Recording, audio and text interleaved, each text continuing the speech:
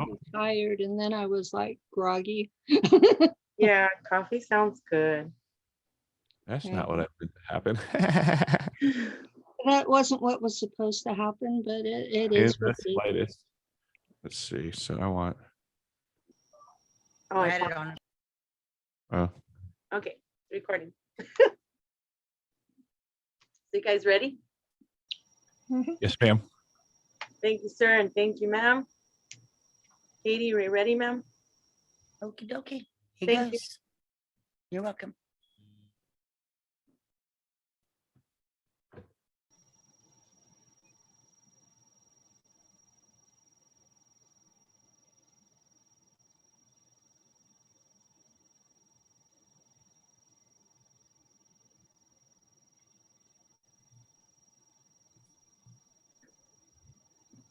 Katie, do you want to play the song before we start?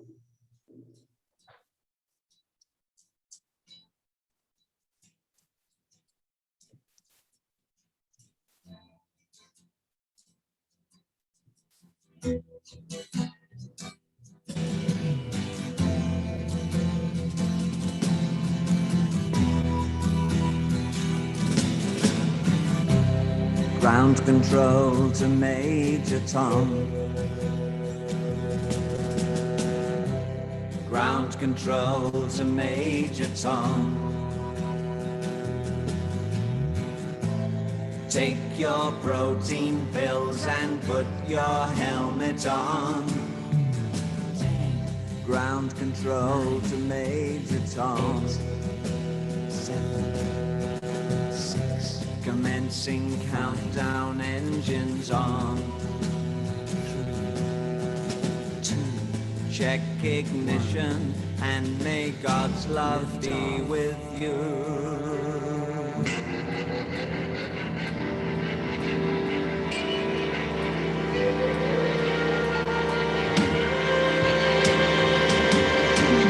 This is ground control to Major Tom.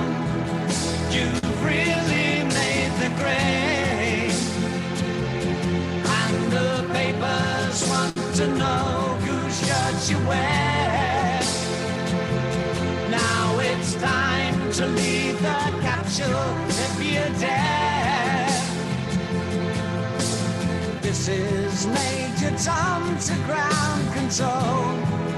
I'm stepping through the door, and I'm floating in a most peculiar way, and the stars look very different today. For here am I sitting in a tin can.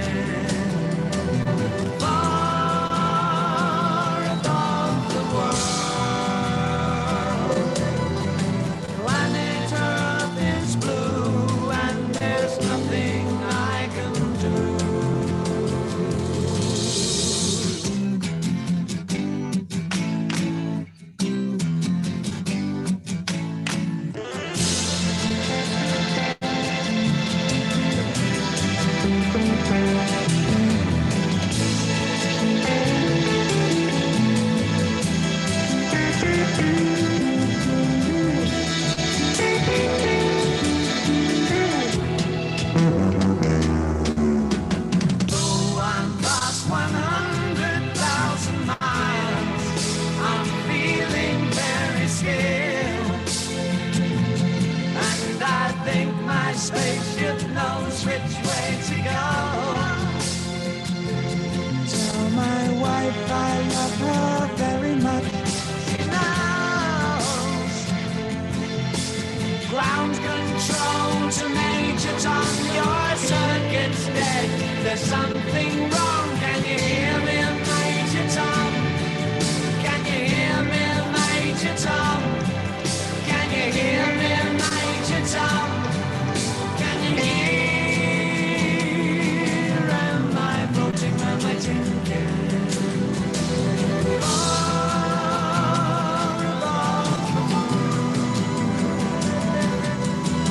Planet Earth is blue, and there's nothing I can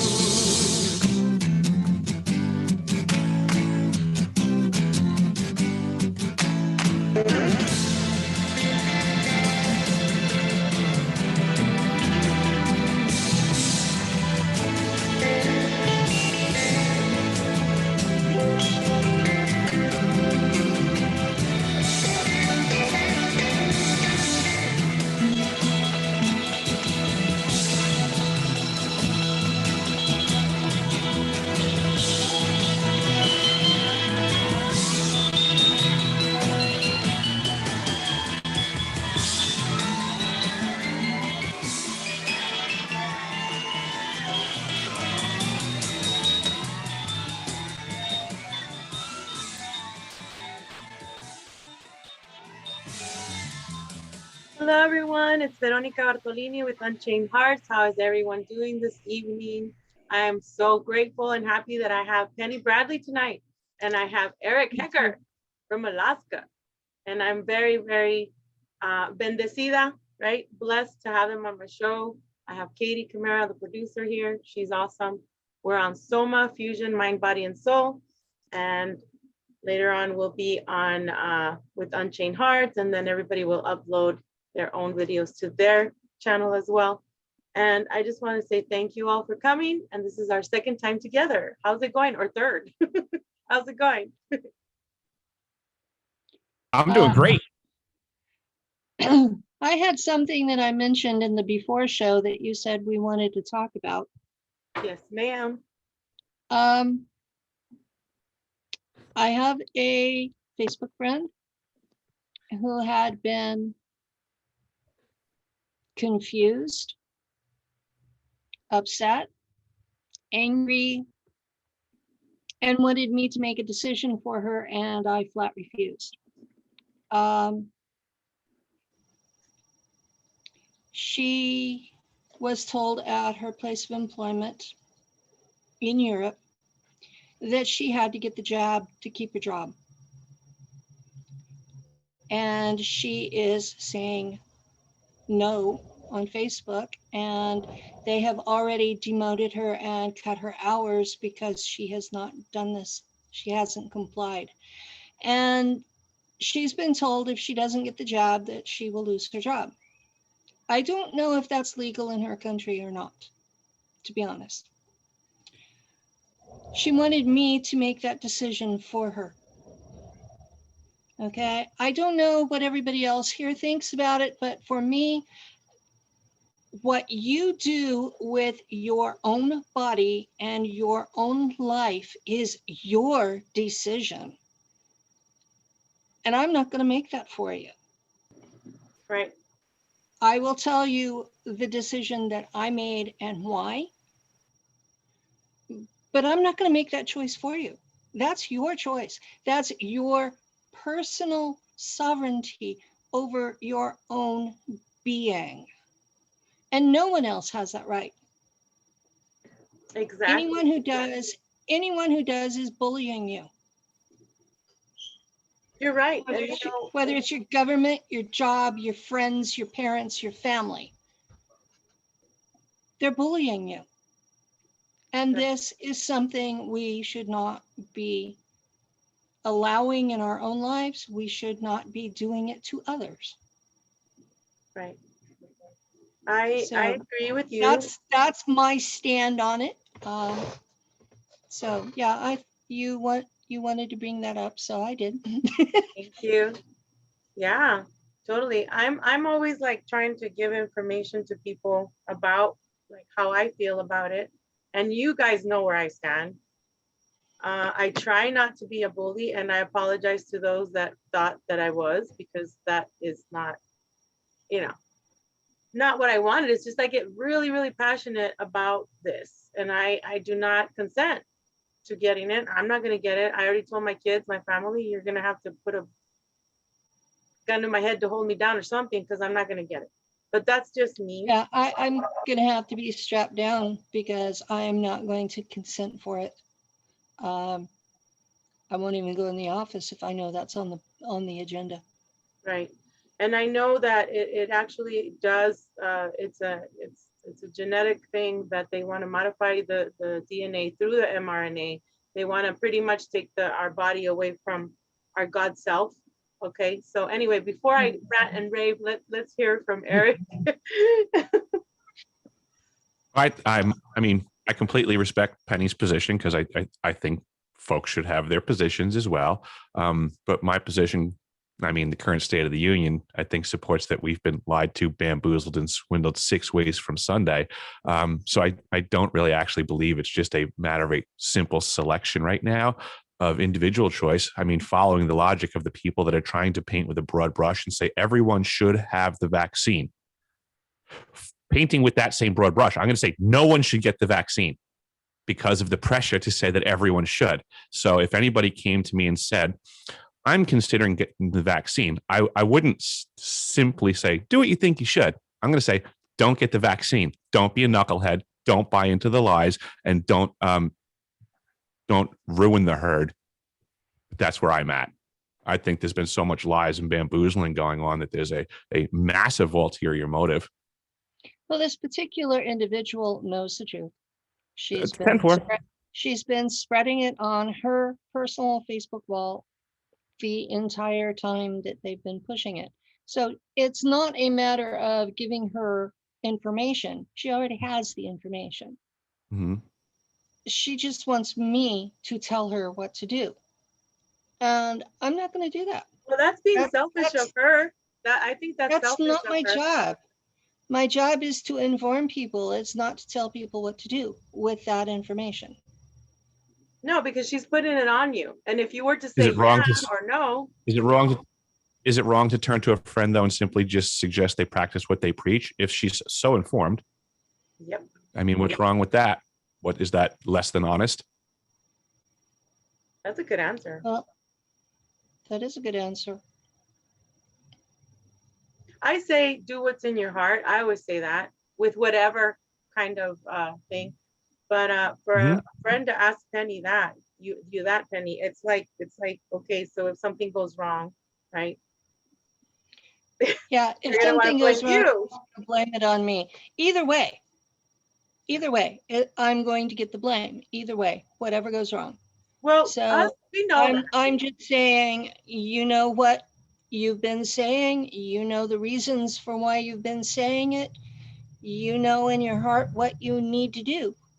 So make your choice, do it, live with the consequences. Right. Because I'm not going to live with her consequences. And I'm not going to take the blame if it goes badly. And from what she's telling me, either way, it very well could go badly. Right. Did you guys hear? I'm not going to be her scapegoat. Exactly. That's what was in my mind, scapegoat. Did you hear about that supposedly they found a bunch of vaccines in the Evergreen and nuclear weapons supposedly?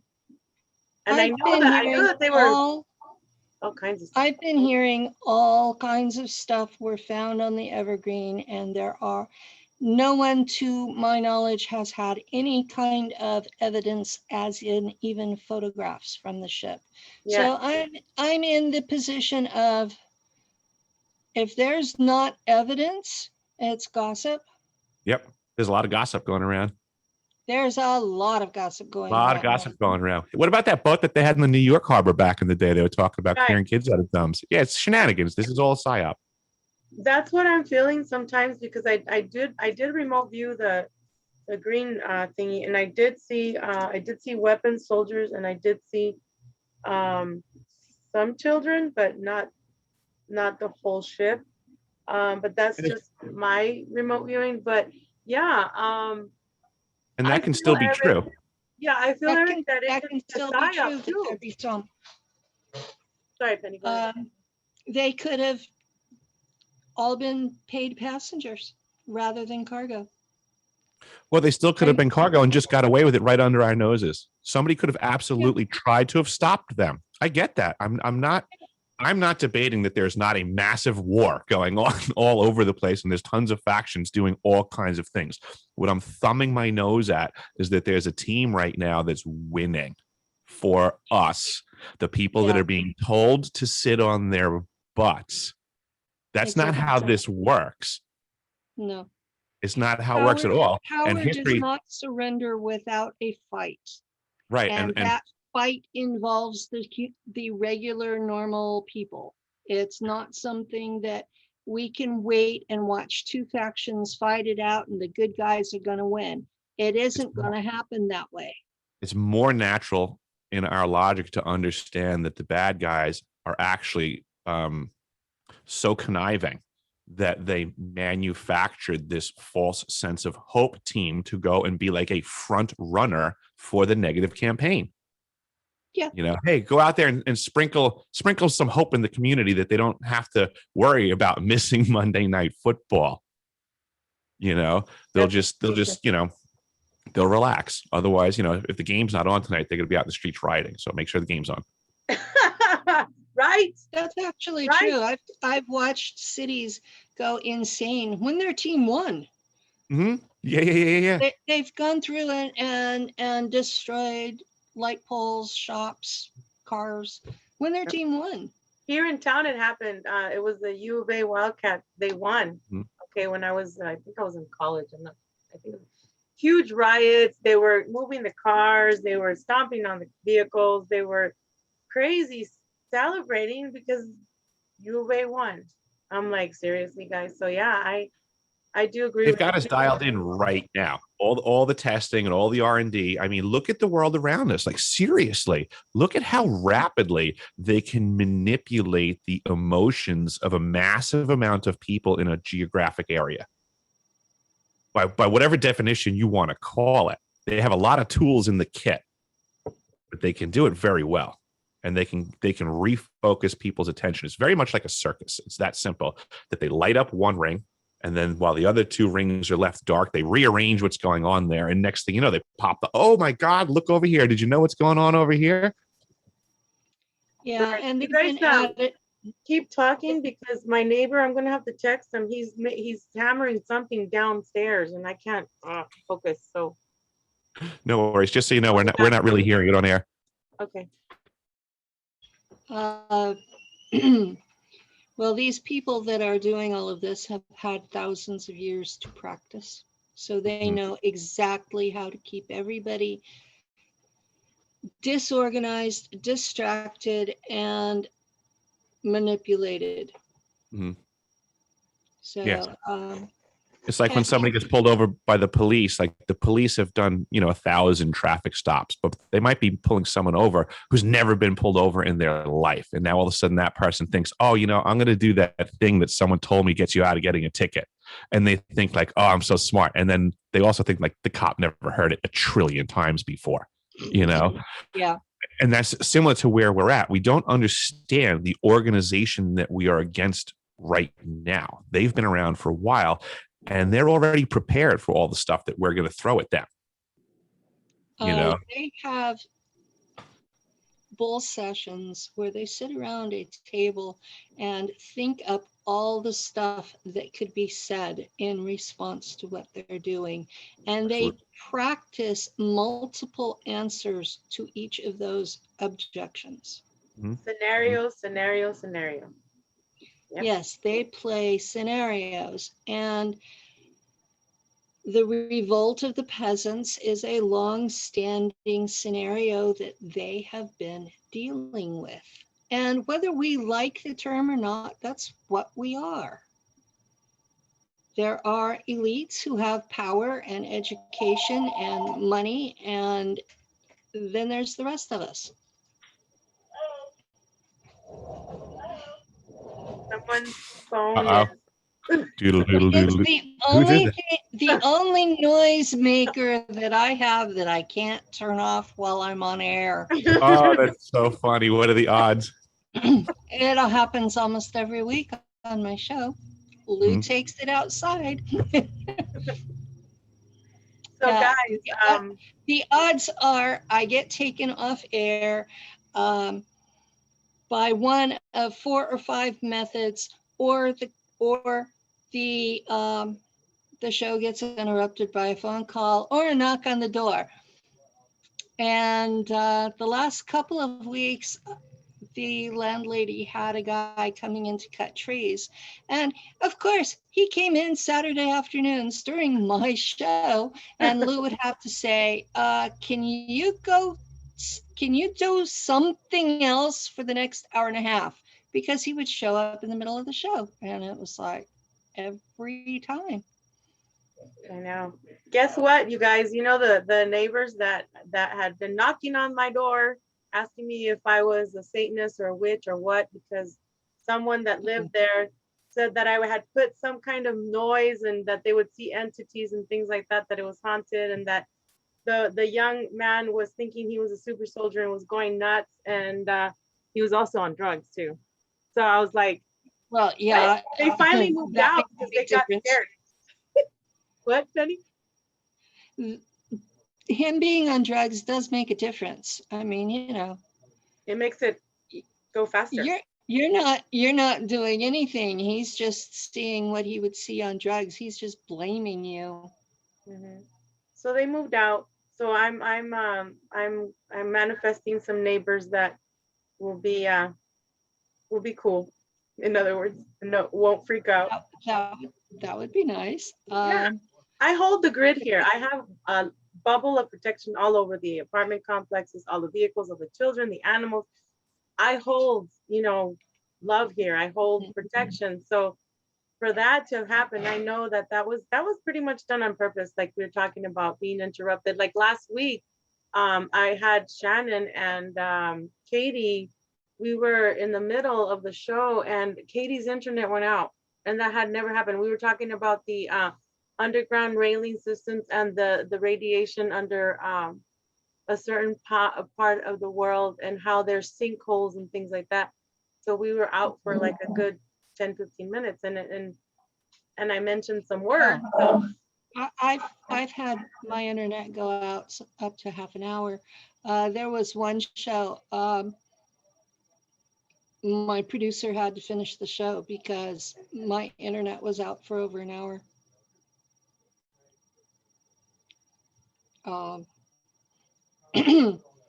That was when I was still with AT&T. We're now with CalNet, and it's only happened once with them. So I use my hotspot on my cell phone for the laptop, and it wasn't working. I had to get it tested. We have to keep being tested for the noise or whatever, and I have AT&T, so we'll see. Hopefully it'll work. But so the neighbor said, "I'm not home right now. It's not me making the noise." So okay, it must be the new neighbors that moved in right beside. They had a baby before, and now they're new neighbors knocking on the wall, which is fine. It's whatever, it is whatever.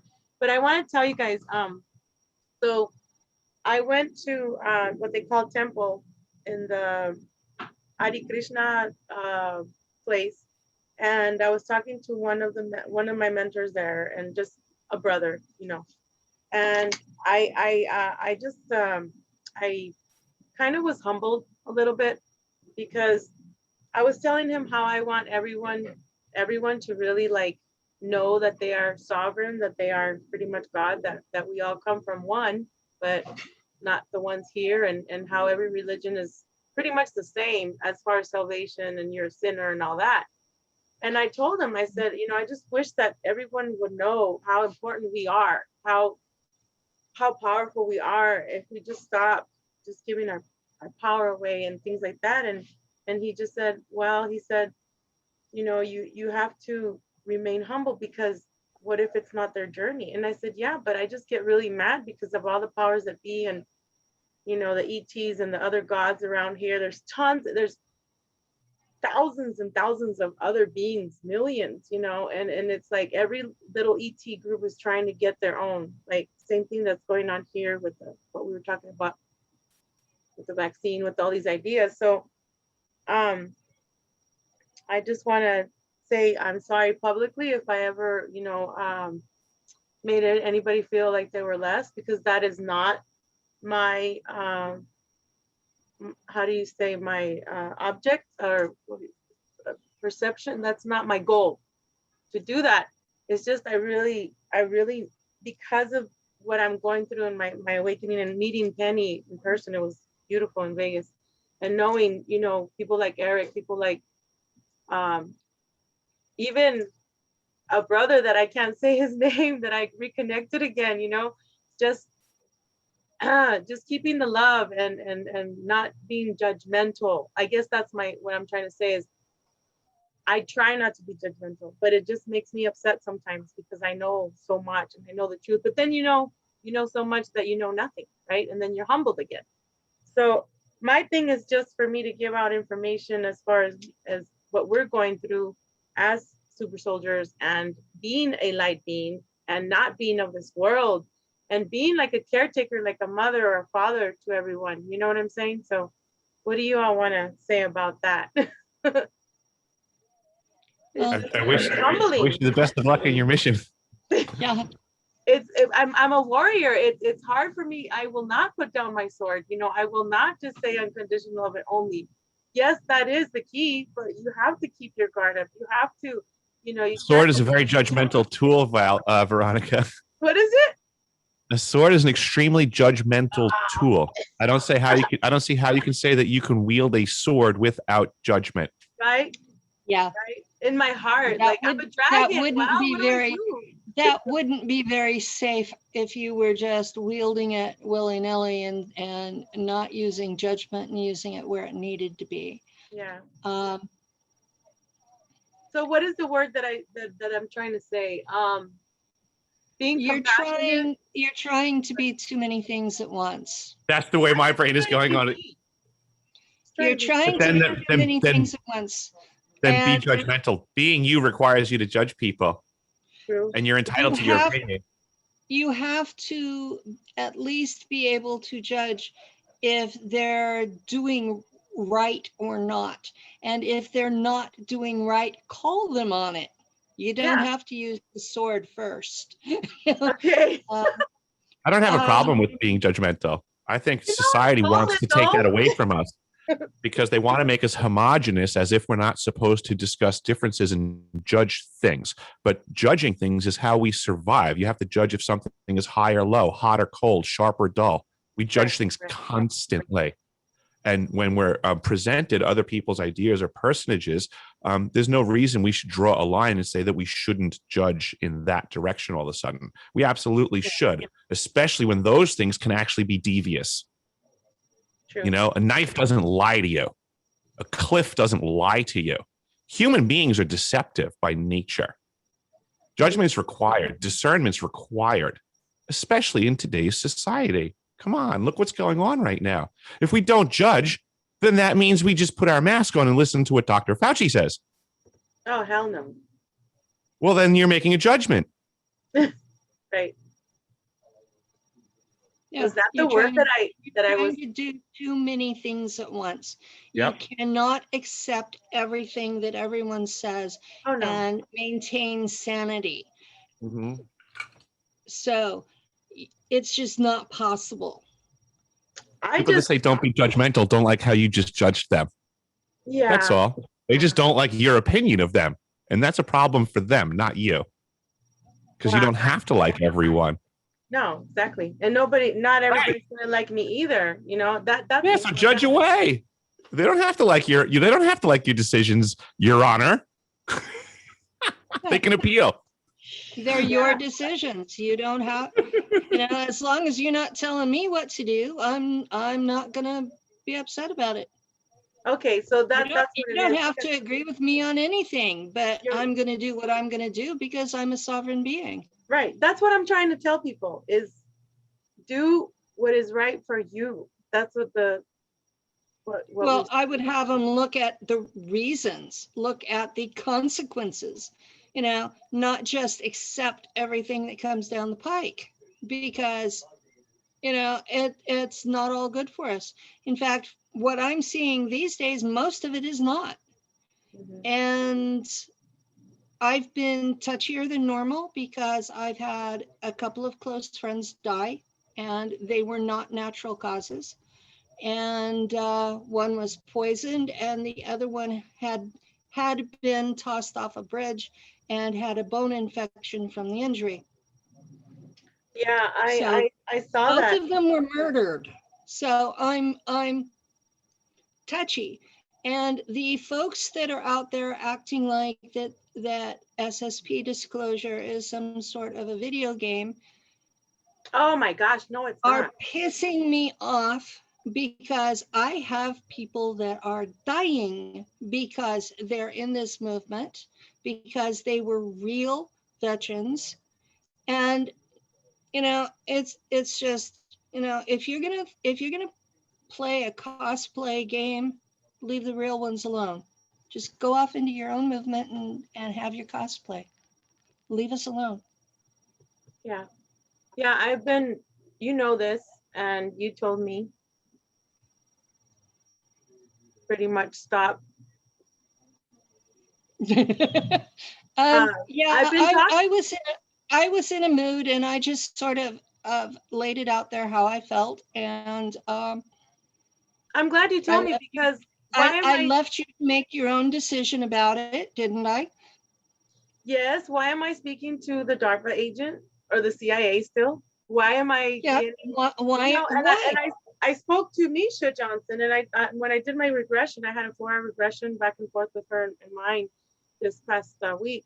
And she said, oh, they're using the same scare tactics. So this guy, what he told me is, I'm not gonna mention his name, is you know, it's not gonna be a CIA person that puts a bullet in your head. He said it's gonna be someone that breaks bread with you or loves you. Well, that's a mind fuck right there in itself, excuse my language. But and That's then an intentional mind fuck. Yes. and then this person was showing me videos of people being, you know, Mhm. and at the same time wanted me to join whatever movement. But then he was like, well, how am I gonna have you join this if you're talking shit? He said, you signed up for this. I said, how did I sign up for the secret space program at age freaking 3? How? Tell me, did they forward my age when I was 18 and sign the contract and then regress my age when I was 3 to say yes? Hell no. I said, no, I did not sign up for that. And then he's like, well, you signed up for being a cop and being in the military. Now you're talking shit about them. He says, you know, most CIA agents rather take the cyanide pill because they're proud of what they want, what they did, and they're going to take their secrets to the grave. And I'm like, really? I go, that's pussy to me. Excuse my language, guys, but this is my heart. This is my true me. This is I'm the way compassionate about. CIA are trained. The real world 3D CIA are trained that they will take the cyanide pill rather than speak, because they're convinced that what they have done is in the national interest, and that national security was and is at stake, and that if it's told, it will undermine national security. And most of them think anything they have done, including rape small children, is part of national security. This is what we're dealing with. Mhm. We are whistleblowers saying enough is fucking enough. Exactly. It's 70 years of children being raped, and it's time for it to stop. And anybody that thinks it's not ongoing, I got contacted by a family in January, a family in Texas, whose 4-year-old son is refusing to go to sleep still because he doesn't want to go back into space. And he's quite eloquent about it for a 4-year-old. Yes. So this is ongoing. Yes, it is. It's not something they quit in the 60s. It's ongoing. Yes, So a friend of mine is real. Yeah, a friend of mine just called me 2 weeks ago and said the same thing's happening with her and her other side of her family, and that she's gonna report it, and that her so-and-so person doesn't want her to report it, that she's going against the family. Really? Like, no. And when I spoke about what families families want to hide this. Families want to hide this because this means we're crazy. And the police, if it's reported, will send out child protective services, which are also and they will assume that whoever reported it is doing the abuse and trying to cover it up. And that child will end up in foster care. To be abused even more. Abused even more, yes. So you're damned if you do and you're damned if you don't. Yep. So that's why our community has started doing its own in-house counseling, is because no matter who else we talk to, we're back in the same system. Pardon my cussing, but it's a circle jerk.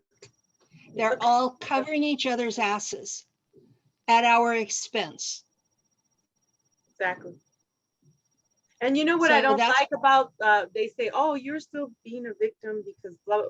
Why don't you just get over it? It's in the past, Veronica. And I'm like, really? I'm just recovering all my memories. Like, I'm getting them all back. I don't care if they don't want me to get them, but I have been writing them down and, you know, sharing with people and with you all and just talking about it. It's like, how am I how am I going to put this behind me if it's still going on? If we're still going on missions, I'm being taken all the time. Okay. How do you want me to shut up about it and live my life? This is my fucking life. This is what I go through Yeah. every day. You know? You can't get over it while it's ongoing. Anything, as long as the abusive situation is ongoing, we can't recover from it. And if we do, that's called Stockholm syndrome, and it's its own form of mental illness. Can you describe that for people that don't know what Stockholm illness is, please? Stockholm syndrome is when someone is kidnapped and they're in a position of they think their life is in danger, and it usually is, and they identify with the people who kidnapped them. It's a survival skill. That also happens You with do, abuse, right? you Like, do what family. that kidnapper wants, because otherwise you're gonna die. And eventually you start thinking like them, because otherwise you're gonna die. What if your own And parent kidnapped you? That's the hard one for me. that's, Yeah. yeah. A lot of the people that I have counseled in the past, their own parents were trafficking them after they came back from space. And it's not one socioeconomic group either. It's the whole range. It seems to be about 10% of the parents do this. And I have no idea what is in their heads. But the kids are like, you know, I went into space and I was raped, and I came back and I was raped, and I was sold to strangers who raped me, you know, and these people are just broken and angry, I'm angry still. and they're not trusting, and they start screaming at other people for no apparent reason. You know, they come up with something you don't want to do, you say no in your own sovereignty, and they'll scream at you for hours. You know, these are signs that shit has happened to these people. Now, do we blame the victims? Because they are victims.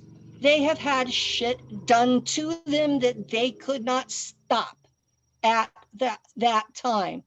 And now that it's ongoing, they still can't stop it. What else do you call that person but a victim? It's, you know, trying to use that to shame them is just like, you know, I work hard to control my personal violence, but those people, I literally want to knock the shit out of them.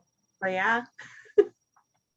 That's why I work out so much, because it's a daily thing. You know that, guys. You know, it's a daily, Penny, Eric. It's we shapeshift through the day. We have our altars, and I work out really, really hard. And like today, I just couldn't go. I was in pain, and I stopped smoking organic cigarettes, and that was pretty much one of the things that was helping me to kind of calm down. But now I'm thinking, I really don't want anything to control me that's in the outside. Yeah, I've gotten rid of most of my addictions. Yeah. Coffee's the last one I have that I should break and haven't. I love coffee. I'm not gonna break that one. I've been drinking coffee in the bottle since I was little. So I actually just recently quit coffee, and what? I had been, yeah, exactly. And I've been How? drinking it in like an insane person for years. And I feel a million times better, straight up. I didn't drink it for a long time, and I found that the last probably 8 months since I started drinking it, I've been having more stomach issues, a lot more stomach issues. So I probably should quit it again. But that caffeine rush is sometimes necessary. Have you tried organic coffee? We were talking about this in our group, I think. Lou lives on coffee. The what? Sorry. Lou lives on coffee. He doesn't drink water. I love coffee.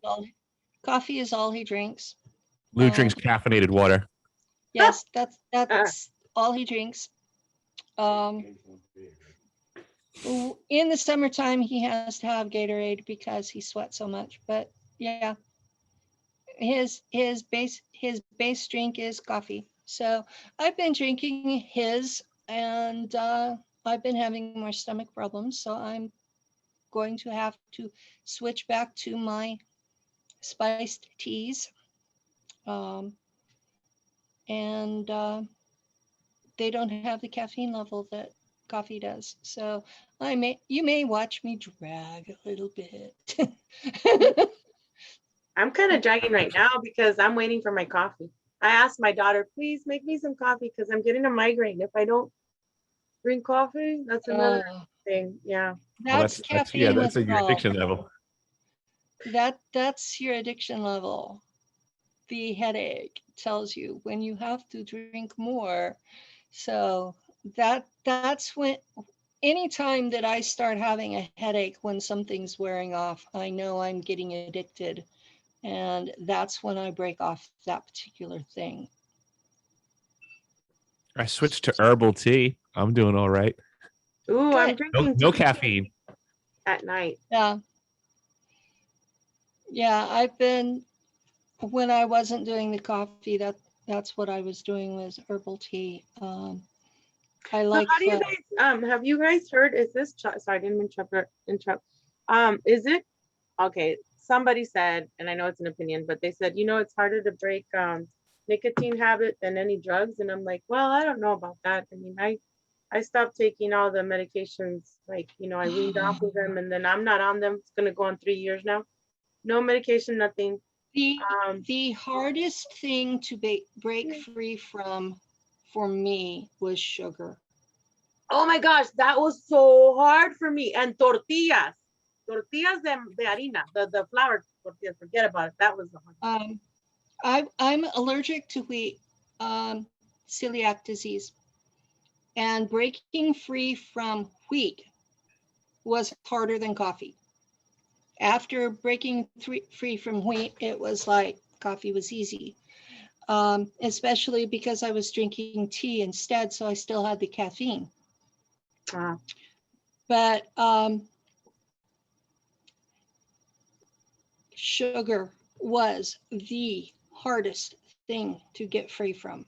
And I've slipped and gotten back into that, not soft drinks at least. Oh, good. I have was a never question. addicted. I was never a regular alcohol drinker, and I never did recreational drugs. The meds I'm on are because I'm in endocrine shutdown, and they're replacing organs that have stopped working. So if I don't take them, I will die. So these are not the same thing as drugs. These are replacements.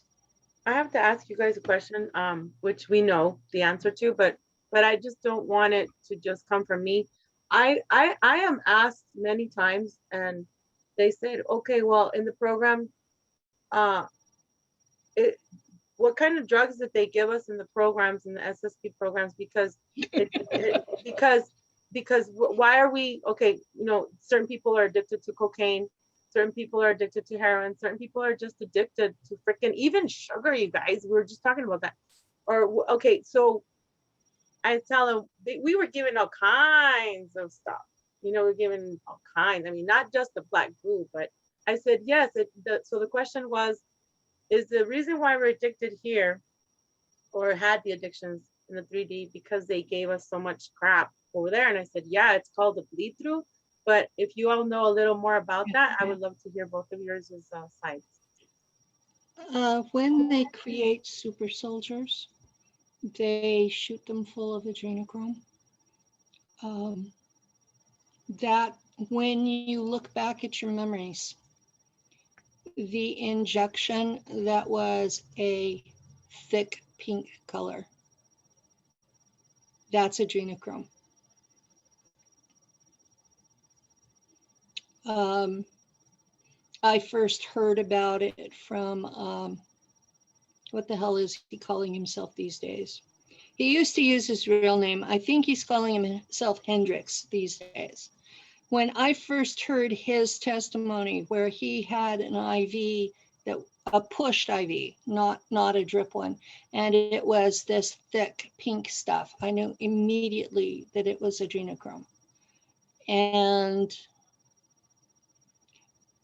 for the audience, adrenochrome is made out of terror hormones in cerebrospinal fluid of children.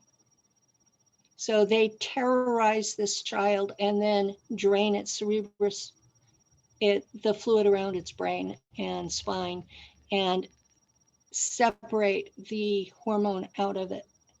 And if it's a place where that they have a regen tank, they will pop the kid back into the regen and repeat this on a cycle.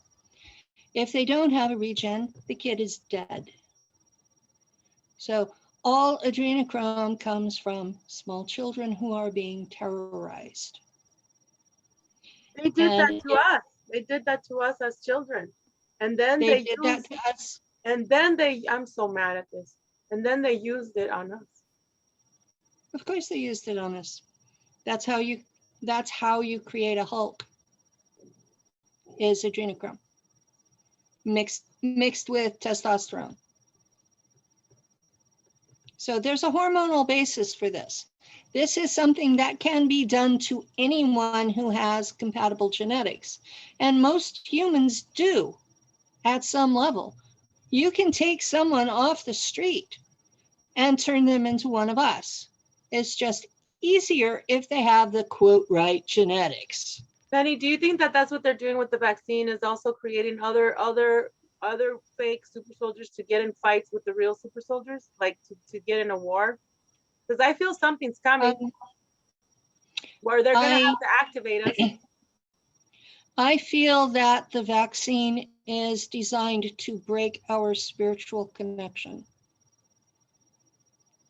That it is the antidote to the God gene, which is what allows you to have metaphysical experience. Exactly. And travel, and you getting your memories back and all that. So it's basically designed to stop all the metaphysical stuff at a genetic level, and it will be passed on to your children if you're able to have children, because most of those injectables also sterilize females. That's another thing that I saw, is that it actually does sterilize, and it does disconnect you from the God gene. It's actually, when I first started thinking about this and answering these questions in my head, it's like, what the hell? Like, asking myself, my heart, it's like, what's going on with this thing? And it has a lot to do with, obviously, gene manipulation, to dumb the people down, to, the nanobites, whatever. They've already dumbed people down. More so, and then to create some kind of zombie apocalypse war. I don't know. I call it zombie just because of the different beings that they're trying to create, for the different races, for the different alien races, we'll say. It's kind of like, I see how do you say that? Compartmentalization. In my mind, I see Compartmentalization. Yeah, there's different groups doing different things, and they don't necessarily know about each other. Say again, Penny? It's different groups doing different things, all in secret, and they don't necessarily know about each other. That's exactly what I saw, is these teams, like thousands and thousands. I mean, you can have a team that's working on the hull of a ship. You can have a team that's working on the plumbing of the ship. You can have another team that's working on the engines. They're all working on the same ship and nobody knows. They don't even know they're working on a ship. They just know they're working on a design. Which is also the way most of the departments work within our country to begin with. Like, lest we forget, there was something like, 400,000 people involved with the Manhattan Project that were all working secretly and doing a very good job of it. True. So our country has a very long history. And so do other countries. It was seen in the former Soviet Union as well, that they had whole cities that were unbeknownst to the rest of the country. So, keeping things compartmentalized and kept occulted away has been happening for eons. It's very easy to hide information, especially when you control the information stream. And disinformation is a very powerful tool in a society where the people that are supposed to be spending time thinking are very preoccupied with surviving. And when Right, you can control the dials of the machinations of that society to keep putting people back into survival mode and disinforming them, it's a great power play. We're in the woes of it right now. The whole population has been wildly bamboozled, and they're loving it. They're loving it right now.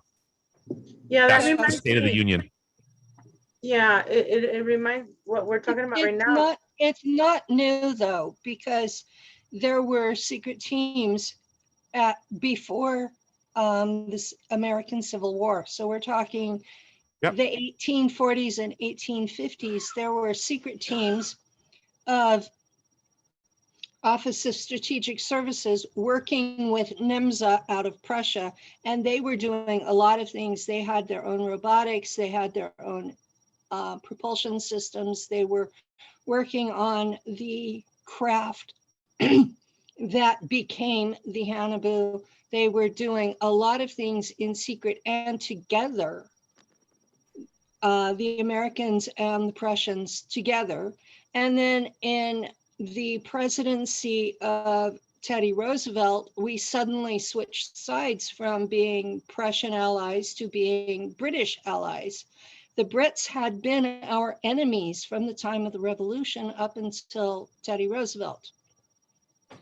I'm agreeing with that 100%. All I'm adding is that I think it's a bigger cycle through all of time, that there's that cycle that goes back to that point in history. And it's been going on before and before and before, this type of activity by different people of different geographies, but it's still a power play of those in the know against those that aren't. I have something I know is okay. Two things that are, one is off topic and the other one might be off topic, but it could be on topic.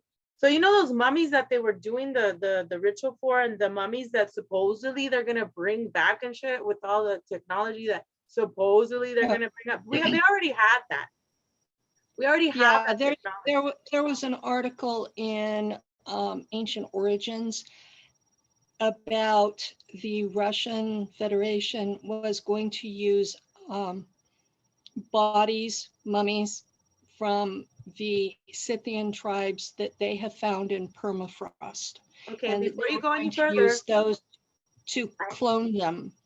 I have to go to the restroom, but before you go, I'm not gonna like go on break yet unless you guys have to go on break, but I'll be right back. But as far as that, okay, because I'm reading this, all right, Bhagavad, But right? The Srimad Bhagavatam, okay. When Goddess Kali, one of my favorite leaders, female leaders, okay, she went ahead and beheaded her lover, what she didn't know it was her lover because her mother made the lover for her, her twin flame or whatever you want to call him. She went ahead and sliced the head off of an elephant and put the elephant on the man. Now, hello, that is technology that the ETs already had. And they want to, you know what I'm saying? I'm reading like 25 books of this stuff, okay? And there's when you look at the original pictures of Ganesh, that's who you're talking about, is Ganesh. As above, so below. Yeah. When you look at the original art of Ganesh from several thousand years ago, what you see looks more like a spaceman with a breathing mask attached to an air supply. And over time, he becomes more and more elephant-like. Wow. I knew you had some information. Okay, I'll leave you guys to talk. I'll be right back unless you want to take a break because I don't want to interrupt what Penny was about to say. But I have a lot to talk about, you guys. I love having you What guys. was I about to say? I was wondering that too. I was thinking, and I had a coughing attack. About the mummies. For people who are worried, we are in tree pollen stage here. All of our oak trees are just going crazy, and it's like everything's this pale green from the pollen. So I'm not sick. I'm just allergies. It happens. We're only just starting to thaw here, so we're nowhere near budding and pollen problems yet. I'm just starting to see grass come out from under the snow. Well, my wisteria is 15 years old, and this is the first year it has bloomed. So we're pretty jazzed about that. There was snow uphill from me last week. I can even give you a shot. Ta-da! Outside. Ta-da. Yeah, it's It's a beautiful day. daytime. Yep. Oh yeah. It's going to be It's- sunny for it- quite some time. It's been dark there for a while. Oh yeah. Now we're getting it back though. It doesn't get dark until late already. Yeah. Yeah, after 10 o'clock, the sky has still got some blue in it. We're at about sunup is about 6:30 and sundown is 7ish. So but we got put on mountain time. So so right now Veronica and I are actually in the same time zone. There you go. I was still off by an As hour. Arizona doesn't change. Mhm. So but yeah, I got started coughing so hard and couldn't remember what I was talking about after that. I was glad you took it. Oh, no worries. I was glad you were able to find your mute button real fast. I saw your cat-like reflexes. Yeah, nobody needed to listen to me gagging. I've been exposed to COVID, according to the neighbors, 3 times, and I've not caught it. So I'm at this point, if there's a actual bug and not just a flu being called that, I'm immune to it, or because normally I would have caught it. Yeah, fair enough. I mean, at this stage of the game, it's semantics about whatever it is, right? Whether it's the influenza, the COVID, the new SARS, that's all semantics at this point and what they're trying to field for fear. But regardless, whatever the it is, I'm sure we've all been exposed to it, and it is no big deal. I mean, that's the fact of the matter. That's reality. That's what we're looking at. My next door neighbor was pretty sick with whatever it was she had.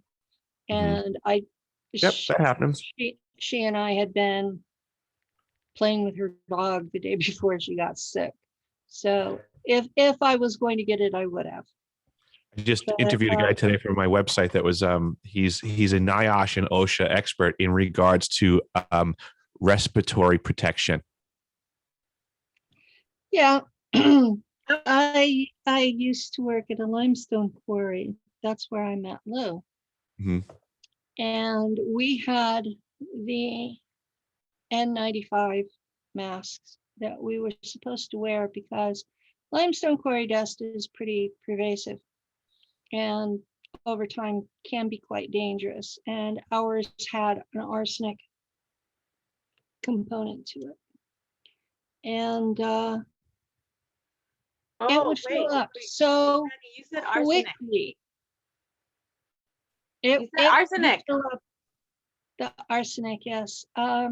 It would fill up so quickly that most of us didn't even bother. Yeah, arsenic. I've suffered arsenic poisoning. That's what I was gonna say. You survived the arsenic poisoning because because you're a super soldier, you survived obviously, and your blood type and all that. But I mean, you were given arsenic at work, dude. Like seriously, like the hell? I You had became arsenic immune. at work. I had arsenic at work, and I had arsenic at home. My husband at the time, who was not Lou, was dipping ant baked steaks in my coffee.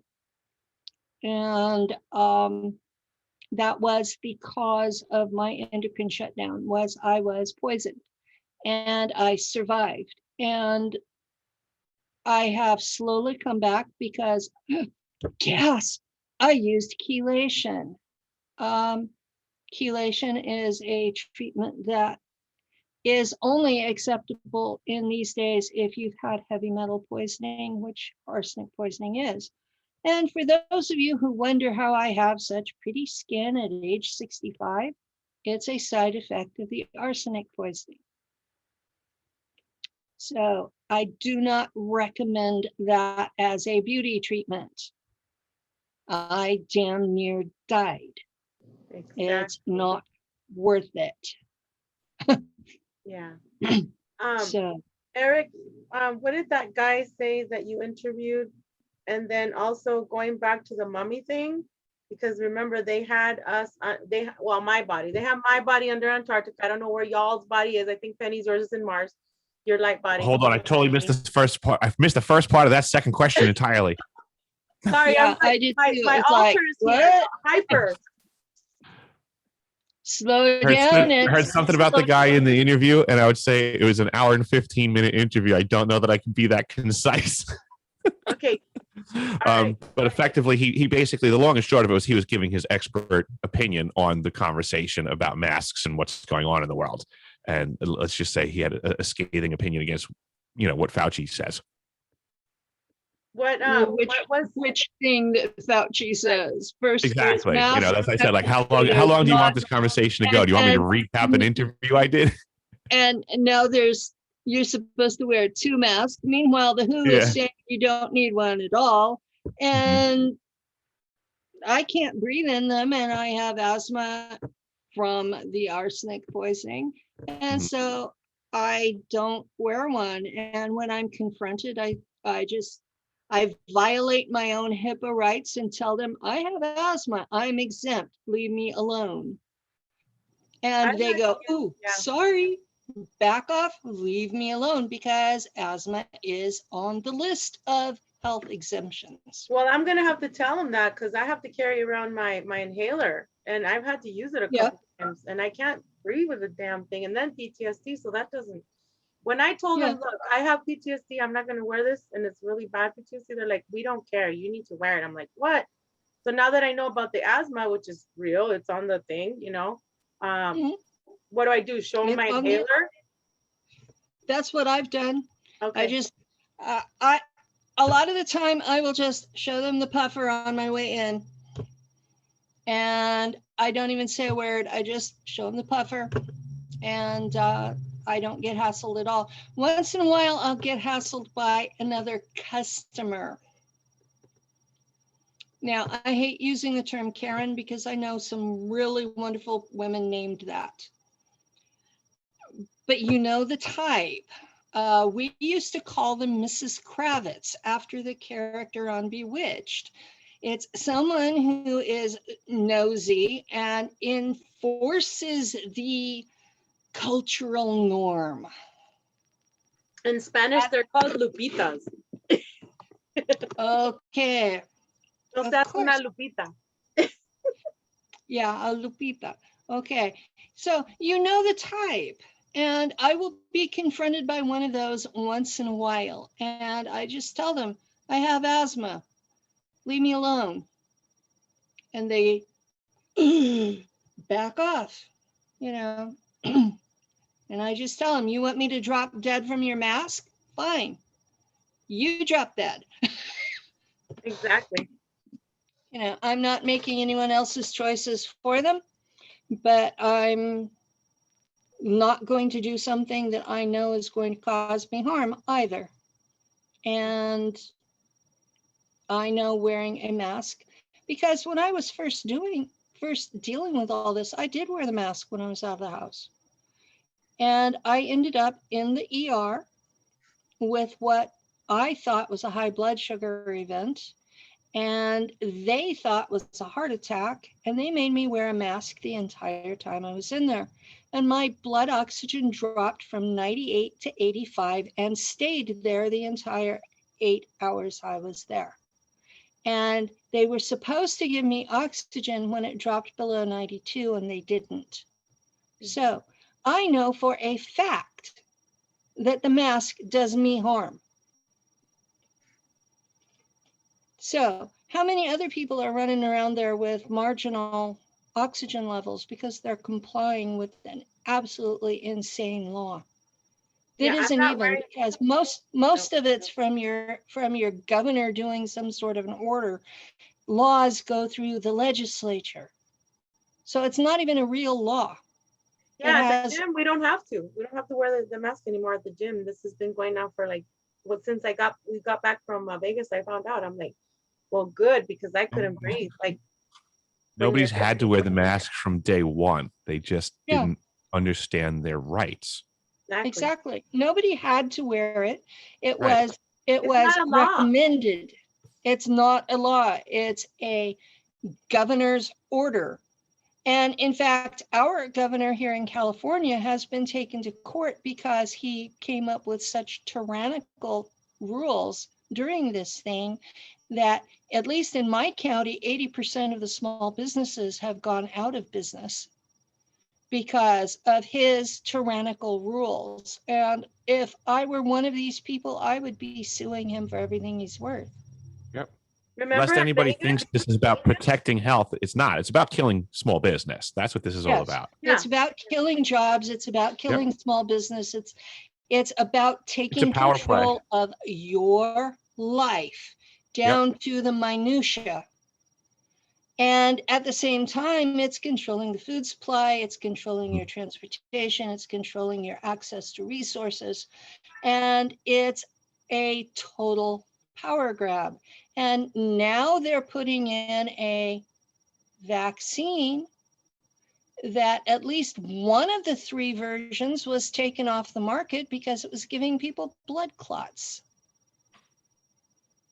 And also it's going to affect their breathing, because one of the doctors that I've known for over 20 years said that it's the H1N1 thing all over again, but mixed with How about SARS. this? There's no reason to believe it does anything good when the perpetrators that are forcing it into you are bamboozlers. Why would you sit there and even consider, oh, well, there's one thing bad about it? I don't think there's anything good about it whatsoever. I don't think what these people are doing now should be adhered to at all. I think they're complete deceivers and enemies. I mean, for all practical purposes, our forefathers taught us to, through the obligations that we took as oaths and things, that, we have to protect our country against all enemies, foreign and domestic. It's inherent, the possibility of a domestic problem, a domestic threat. And we're ignoring it right now because of the investment of the interests of those people in that power position. And it sickens me to be in this country right now to know that all these people took these oaths and are shirking it. Drives me bonkers, actually.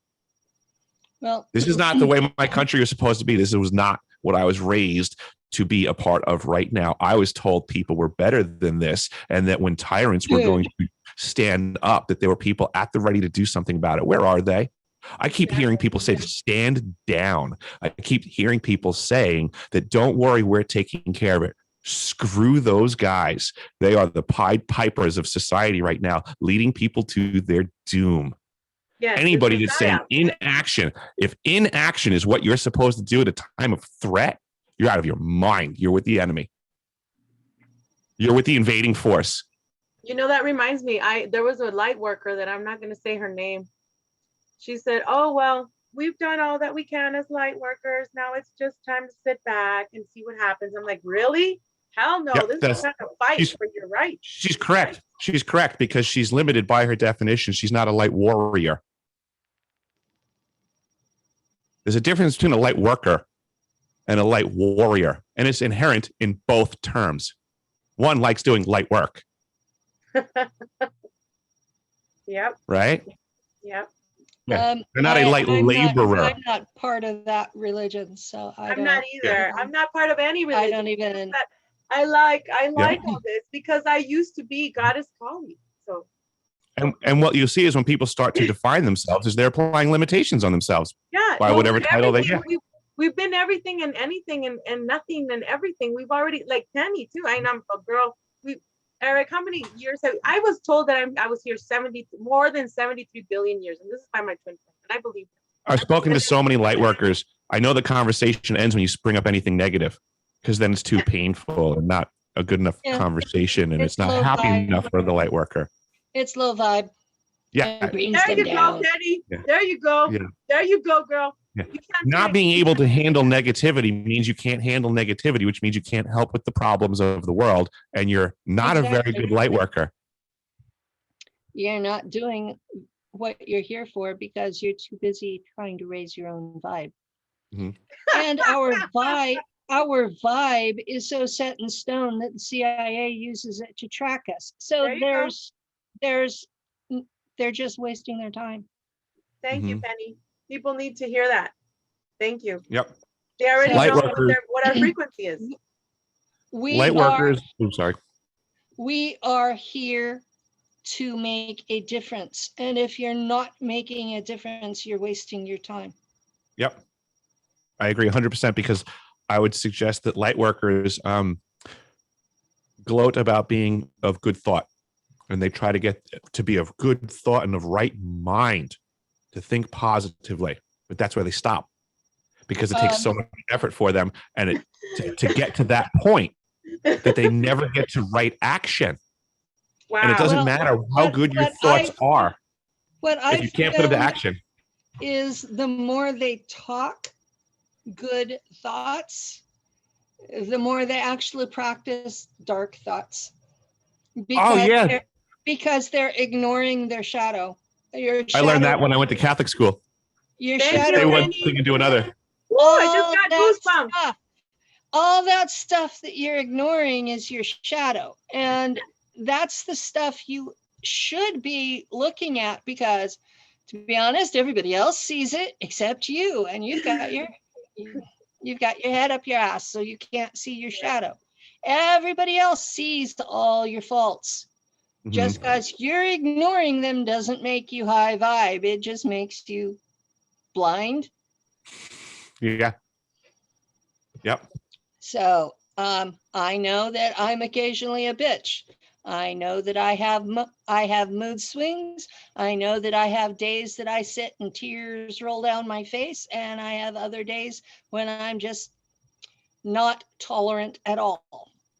Yeah. And you both have dealt with me in all of those situations. Well, you've dealt with me too when I get the Hulk out and she's like, and then you know what Penny did one day? Okay, my Hulk was What like, did "Arr, I do bad." now?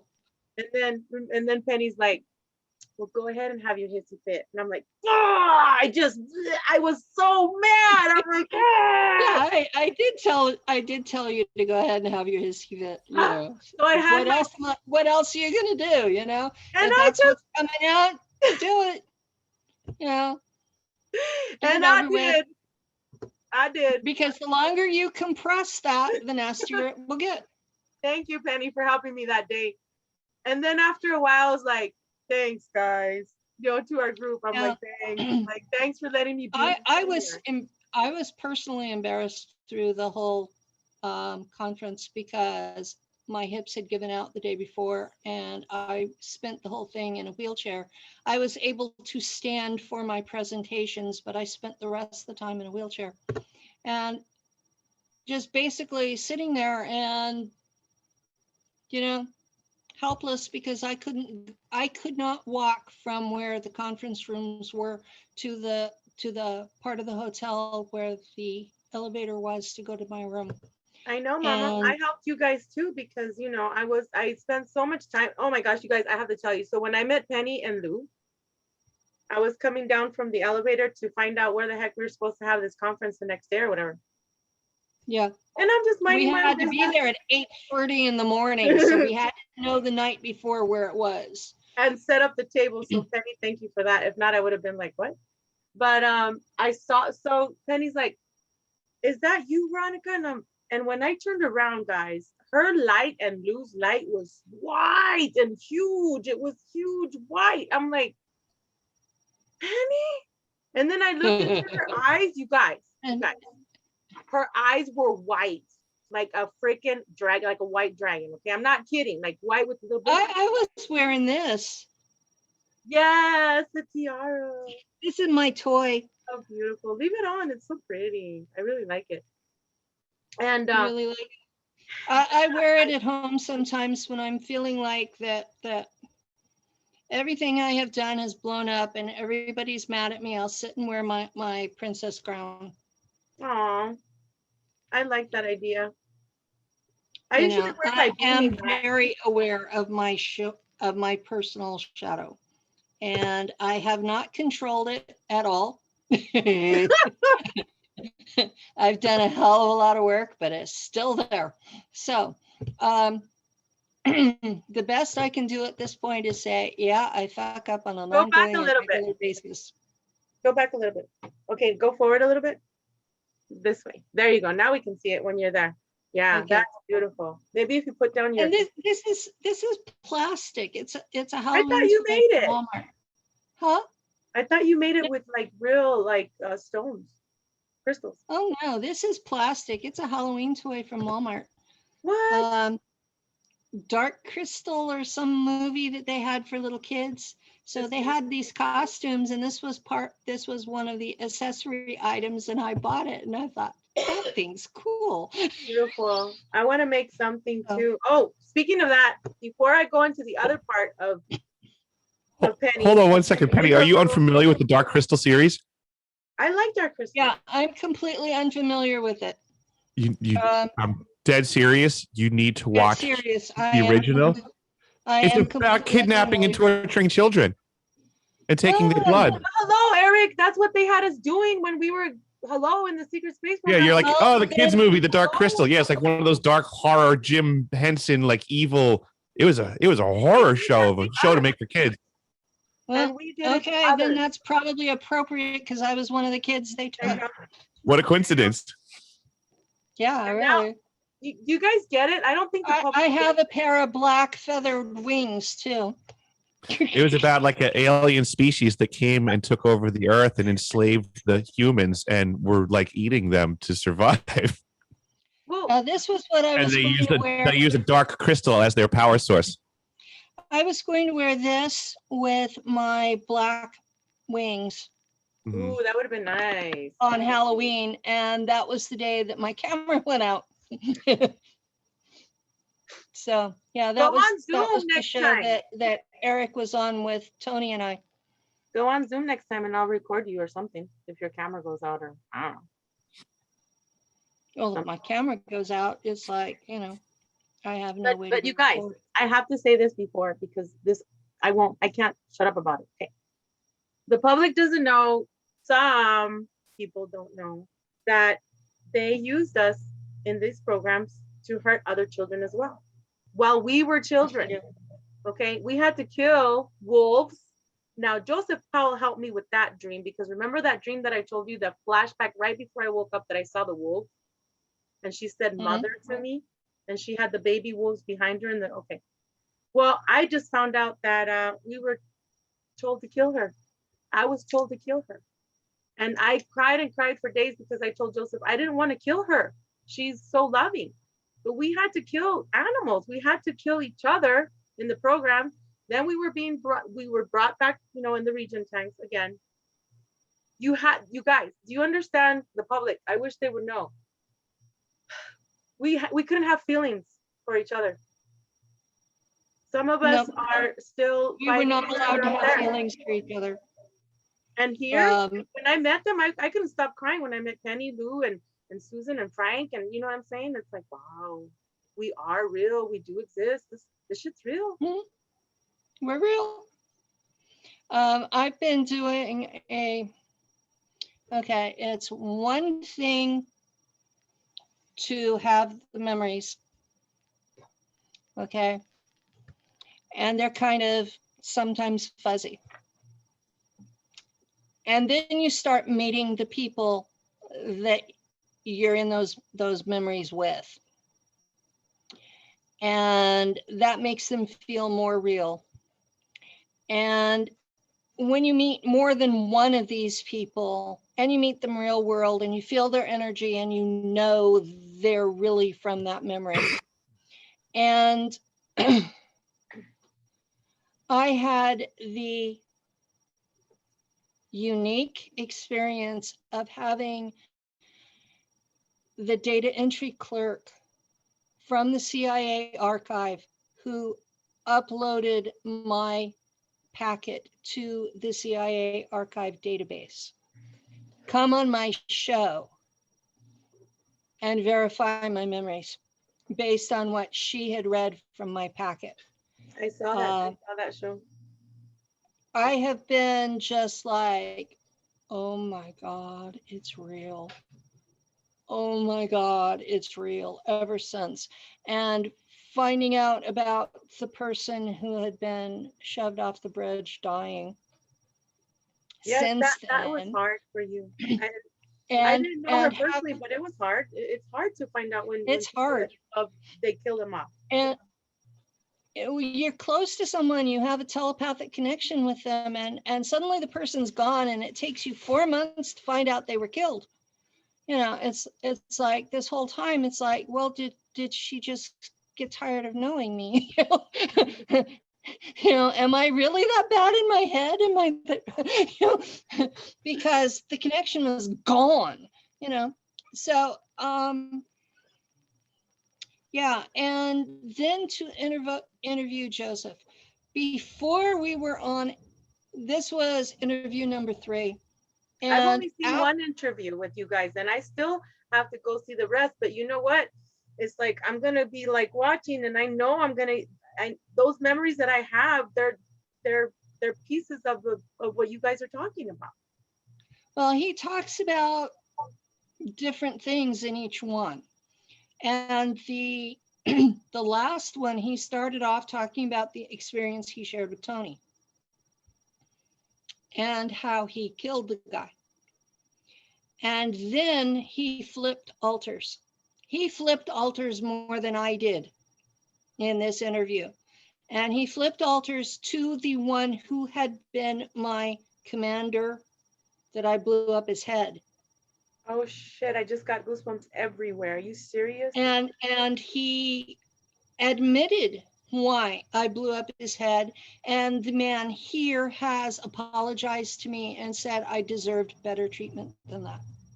And so, yeah, I do honor him that he has both told the truth and apologized for how his altar treated me. The combination is just like the most powerful thing that I've ever had from another veteran. And I truly, truly honor the man for doing this. But he allowed that altar of that commanding officer to come forward for the rest of the interview. The rest of that interview is that altar defending his actions and pulling things out of me that I've never done more than hint at. And it was one of those that I was shaking afterwards. It was that powerful. And, you know, he's an incredible new voice in our community, and people should be paying attention. Seriously, he's the real deal. And Tony told me when I asked him about Joseph, because they did share testimony, I asked Tony about him, and he says, oh yeah, he's real. He remembered him. So, you know, to have two of us who are quote unquote big names endorsing this guy, you know. Yeah, and You he guys remembers need- me too, and I remember him in the mess halls and in the cabins and in the woods, and it's just crazy how we are all coming together Mhm. now. You know, is it true? I have a question from a long time ago when I first had my awakening in 2017. They said that, is it true, Penny and Eric or whoever's listening, that now we are able to talk about our experiences because Bush Sr. died? Is that true? Because they killed him off? or whatever. Is that true? I don't know.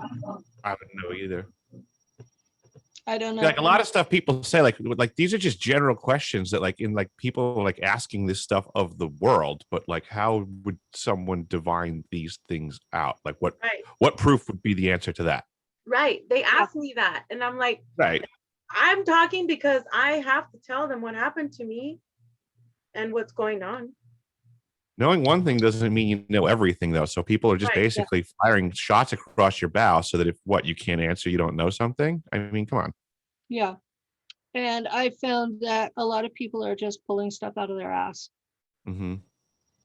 And then from the first time it's pulled out of their ass, that time they know they're lying. And from that point onward, they're telling it as truth. We have a lot of folks in our community who are basically cosplaying. They listen to someone like any of us. They listen to a couple of interviews. They got the thought into their head because they're visualizing as they go along. Oh yeah, that happened to me. When Yeah, it didn't. we talked about that, Penny. Because see, that's okay. I had this conversation. That was one of the things you and I talked about at the conference, was that this was becoming a real problem. Mhm. People think that they are super soldiers, but they're not. Some are, some aren't. There's a very fine line, and you have to have your own memories. There are symptoms Mhm. that are when I'm looking at someone who's wanting to be on my show, someone who's wanting me to work with them, someone who wants me to do counseling, there are symptoms I look for. One of them is shifting altars. Okay, if you're not shifting altars, did you really go through this? Right. And it Because doesn't the mean real acting. ones. It doesn't mean acting either. Because some people No, it will doesn't mean try. pretending to, Mhm. because you can watch them shift and they'll be disoriented, like petit mal seizures in epilepsy. They'll be disoriented. They won't know where they are because the altars are not sharing memory. And you can't fake that all the time. So if someone is doing this on a regular basis, and you're watching and they don't know what you're talking about for a few seconds, that was an altar shift. Okay. People who are 20 years older than when they came back, or, give or take, there's half of us about get sick 20 years after we were first sent back. I mean, really sick. Autoimmune disorders, your endocrine system will shut down. I mean, I was dying. really, really sick. Yeah. And the other half are not. So I'm not going to exclude that, but that's one of the things that I look for. Are you sick? Because half of the real ones are. I mean, sick as hell. Yeah. I have a question. My doctor that retired 2 years ago said that during the 25 years he treated me, that there were 5 times that he thought I was going to die and was ready to ease me out with opiates, and that I would suddenly get better. And he knew he was not responsible for me getting better. And I just looked at him and I go, you were going to give up on me? I mean, here I'm paying this guy to take care of me, and he was going to give up on me. Come on. But, that scared the hell out of me. But this is what we're like. We're sick. We're cranky. We shift altars. We're hard to live with. We're hard to interact with over time. We have weird dreams that aren't dreams. I've had a lot of nightmares. As Eric calls it having a night job. Oh, that was Michael, but I liked that one a lot. Michael, one of my guests, he started me on that one. But yeah, his night work is night job. I think it's great. So yeah, it's and then you listen to the reaction they get from the public. Usually, if the public thinks you're wonderful, you're faking it. If the public thinks you're batshit crazy and gives you a ration of shit all the time, I have to tell you something. then you're probably real. I have to tell you something. Okay. So this agent tells me, you've gone rogue, Beto. They're not going to believe you. You are a loose cannon. Go ahead, keep talking. Well, they're not going to believe you. You're already labeled SMI, severely mentally ill. I'm like, wow. Gee, thanks for your vote of support or confidence. You know, it's, Yeah. I told him, I said, look, if you're going to kill me now, because I'm good. Just do it. And I couldn't sleep that night. But I'm still here. I bet not. Yeah, having, I've been told I've gone rogue, but it was usually they picked me up for a mission, let me do the mission, successful conclusion, it's on the way back. Well, you've gone rogue and we don't like what you're doing. And so we're going to do this to you. And they've broken my ankle. They've broken my shoulder. They beat the hell out of me more than once. They left me with visible bruises. And then I'm asked, oh, gee, I was asked at the conference, are you being taken in your consciousness or physically? Oh my God, that's a dumb question. That was in one of the presentations. That was the last question I came up with. I had to have a 4-hour reconstruction surgery. That sounds to me like I was in my physical body. Yep. That's because so many of these cosplay people, you listen to them and they got put into an avatar body. And they got pulled out of their body and put into an avatar with such and such percentage of their soul. That's cosplay. That's not real. I've been taken physically. Like when we came back from Vegas, okay, they took James Rink, and James Rink said, it's not me. And I said, yes, it was you, it was your other person. You know, I know James is real because I've served with him in Kruger. Yeah, so they took, okay, so in this, they took me, James was walking first, and then there was a couple in front of me in a line, and then it was me, and then it was this ugly ET, black furry thing. He had fur all over the fucking place. He had a mask on. Fur is not that bad of a thing. Black, I mean, he was ugly. His eyes were like really, really gray and black, and he was evil. Just the vibe that I got was evil. And so, okay, he can have an evil vibe, that matters, but his physical appearance, that's just who he is. Yeah. I mean, being furry or covered with scales or feathers or whatever, that's just who they are. Yeah, true. But the vibe was that's a big deal for the communities. They don't look like us, therefore they're demons. I know. Like, they don't want to see us when we're in our form. Oh, geez. Forget about it. So I was on the ground. James had me on the ground, and he had his right hand on my forehead this way. Right? Yeah. Mm-hmm. Anyway, on my forehead, and he says, "You have to give up the securities to this guy." And he pointed to that guy, and he was in plain clothes, pretending to be human, but he's not. Obviously, I can see him. And I kept saying, "Hell no! I'm not giving up SSP securities." And then I woke up here, and I had my daughter had to wake me. She shook me or whatever, woke me, whatever. She was sitting right beside me. She's like, "Mom, wake up, wake up, wake up!" And I was yelling, "No!" Yeah, Lou will have to shake me sometimes. Yeah, and I had a bruise on my. I had 2 bruises on my left knee and scratches, like it looked like a triangle, but of scratches on my right knee. So and James is like, "It wasn't me, Veronica." And I'm like, "Yes, it was. We're enemies out there in a separate situation." I go, "We're enemies out there in another faction. But I do love you, brother. But no, I'm not going to give up security." I like James here. The James there is an asshole. He's an asshole out there. Love you, James here. Yes. No offense. Yes. Love you, James here. But over there, that James forget about it. there is an asshole. Game's Just on. like the Joseph Powell there is an asshole. And the one here is a really nice guy. Mhm. Eric, So, how are you in and- space? Are you an a-hole?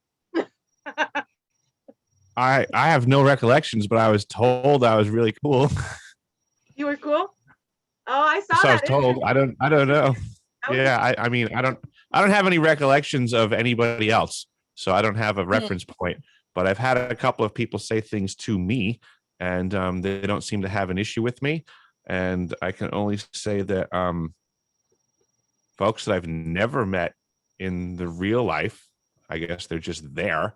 I seem to get along with fine, but I'm usually helping folks, so it's like, I don't know. I guess it's I guess I would make it analogous to my plumbing career. I mean, more often than not, when I show up to people's places, they were happy that I was there because I was there to Right. help. When I But saw certainly you- there are occasions where people were not, where the circumstance was different, but that Yeah. was few and far between. When I saw you, Eric, in your white uniform, you were nice to me. So, Oh, see, there you go. Yeah, actually, you and I haven't discussed it. well, we No. did kind of, and when Penny was on our last, I don't know if I was on her show or your I show, Eric, don't or- I don't remember hearing this, so you need to start it over from the beginning. Yeah, I don't recall that. You have a remembrance with Eric? No, it was a remote view thing that we did on the show Oh. together, all three of us. And when I saw him there, Oh, I will totally take your word for it then, because then that's probably just an alter thing and fragmented memories, and I'm not making the association right now. okay, Yeah, I'm not remembering that either. yeah. I'll believe you though. It was I one time don't you have- asked, yeah, you asked Penny and I to remote view you, and we did, and go back to that other, or I can send you that video. I think it was the first video all Okay. three of us were on. Okay. Okay. I'll shut up now for a little bit.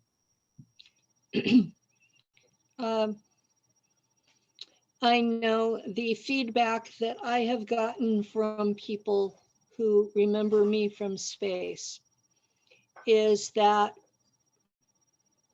I'm cold and emotionally distant and logical, and I'm very, very quiet most of the time.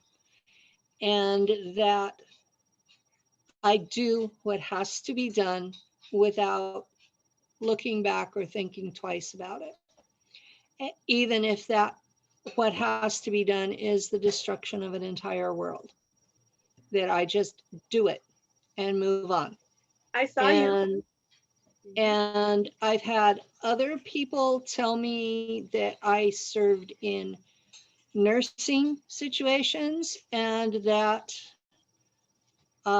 this particular individual said that she was a child and that she was supposed to be killed, and that I killed the doctor and blamed it on her. And because she was supposedly capable of killing the doctor, that they used her for another program instead of killing her. So apparently I'm a completely murderous bitch who saves children. And there's a woman from Austria that I cannot name because she has been arrested for knowing me.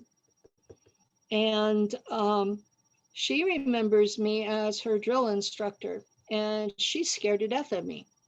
When was she arrested?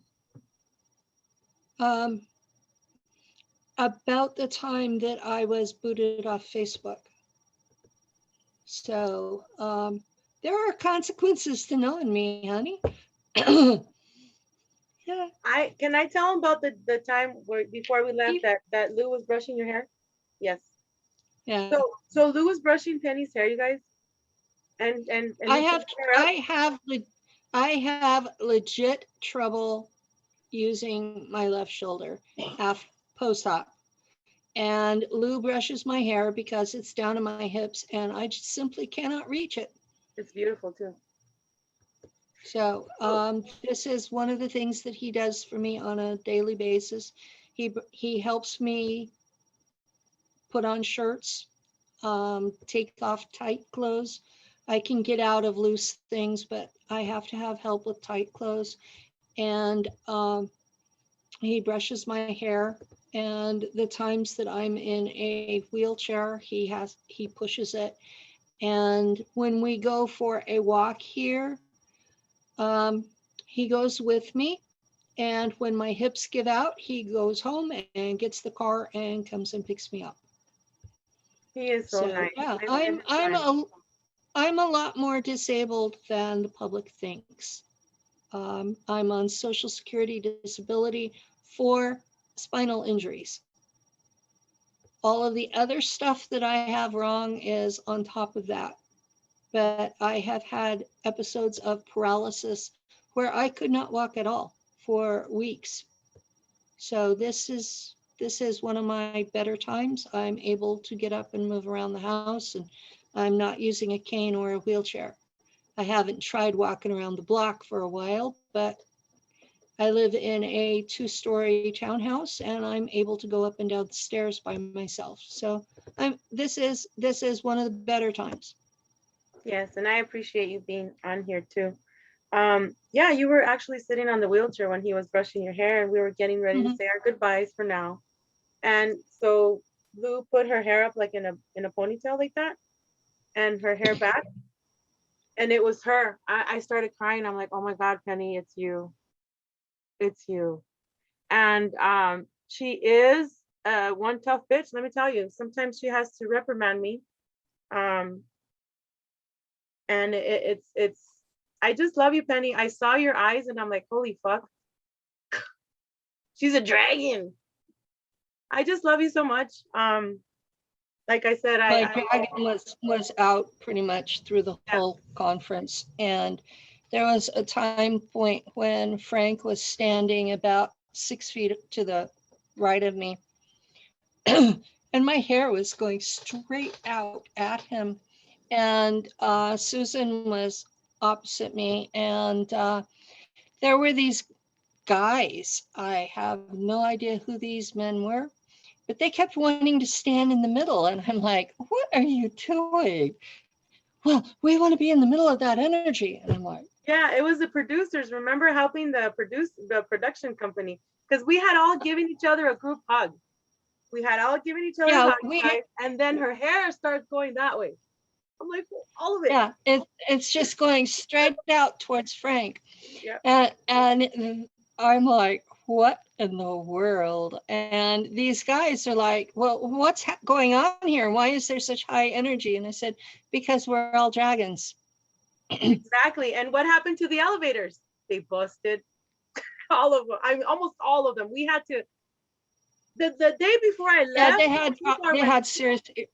they had issues with the elevators. Yes. Yeah. Yep. 2 more elevators went down, and so I told everybody, well, as soon as the last super soldier leaves Westgate, which Westgate is the Westgate, it's the jump thing. It used to be the Hilton, right, where Max Spears was too.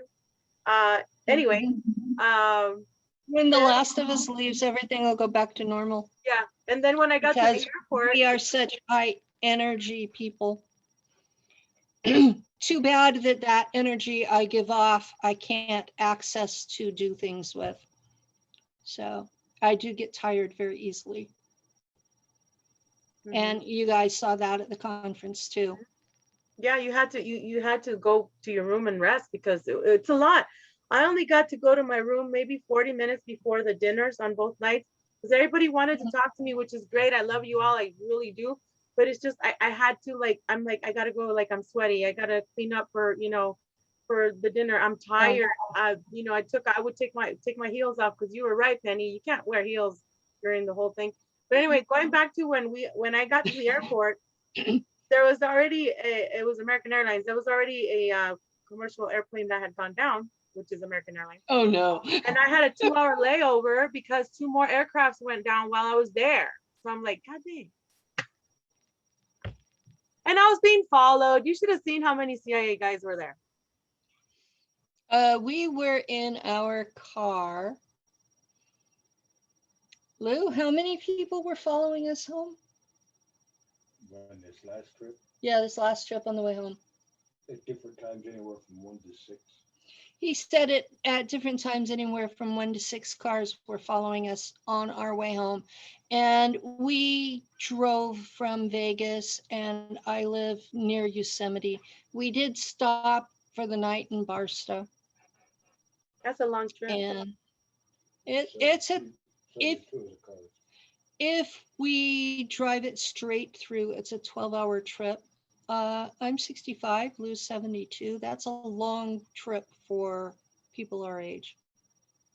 So by the time we got home, both of us basically, we unpacked the car and then collapsed for a day or two, sat on Facebook, all the people who missed us.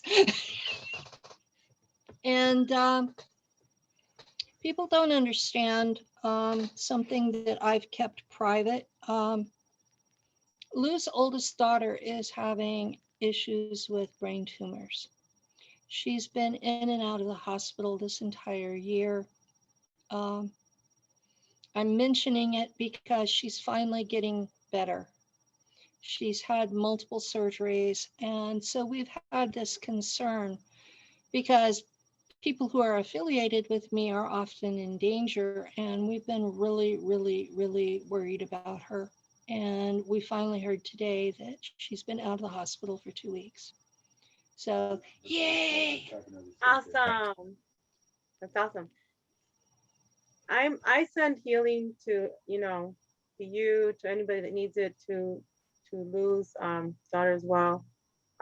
Anybody that needs healing. I mean, I always send my purple flame, my energy to you guys, because I'm compassionate that way. I mean, who wants to be in pain? Who wants to be dealing with this crap? You want to be out there at least being decent and having a smile here or there, or a good walk, or good family time. So if anybody ever needs that, you guys just let me know, because to me, I just want everybody to be healthy so they can continue doing their missions here.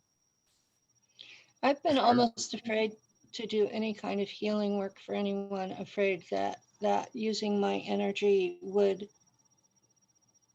entangle them in what's been going on. Okay. That's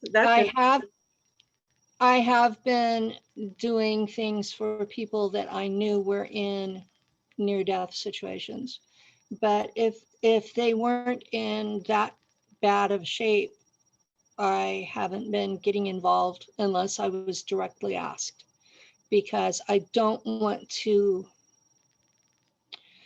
It was put to me once that everybody I had interaction with was covered in a black slime. Well, that's what you use, is the black cloak, because part of it is the black. Part of the black. Oh, I do have a black shield. Yes, it's basically. It's basically invisible. Yeah, it's meant to be like an invisibility shield, and behind that is, if they get through that, there's mirrors, so they only see themselves. There's more layers to mine too. I put layers and layers and layers and layers, and it's one thing. There are some people who can walk through it like it's butter. I have at least 8 layers of shielding, serious shielding up, and Sean Bond can walk through it like it's not even there. So there are people who can do this.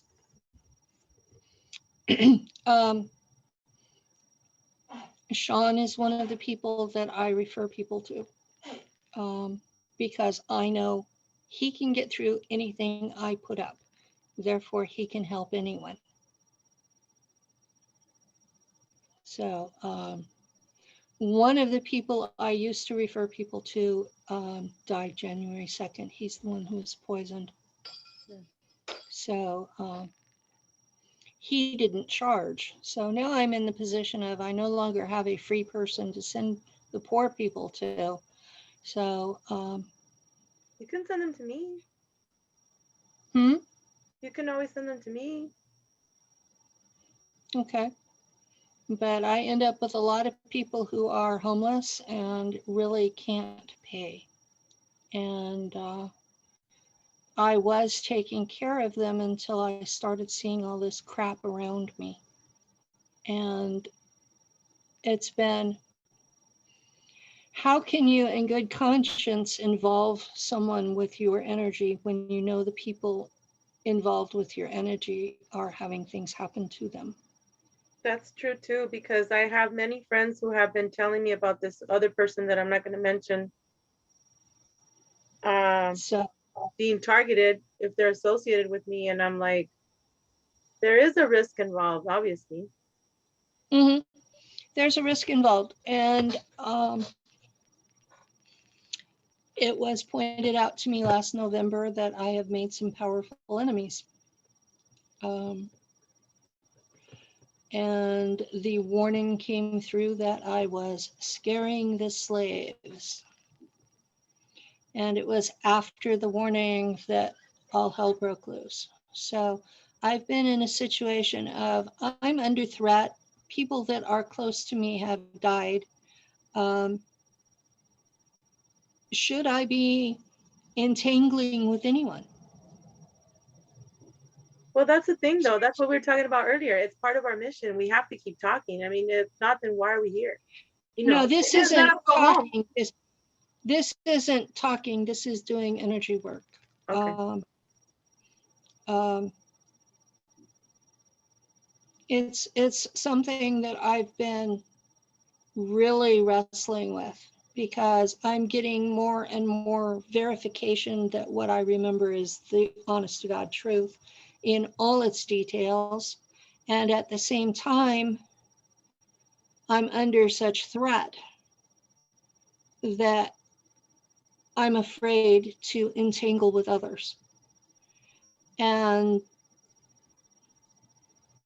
the warning came in November, and since then, everything that I have been engaged in has been threatened in one way or another.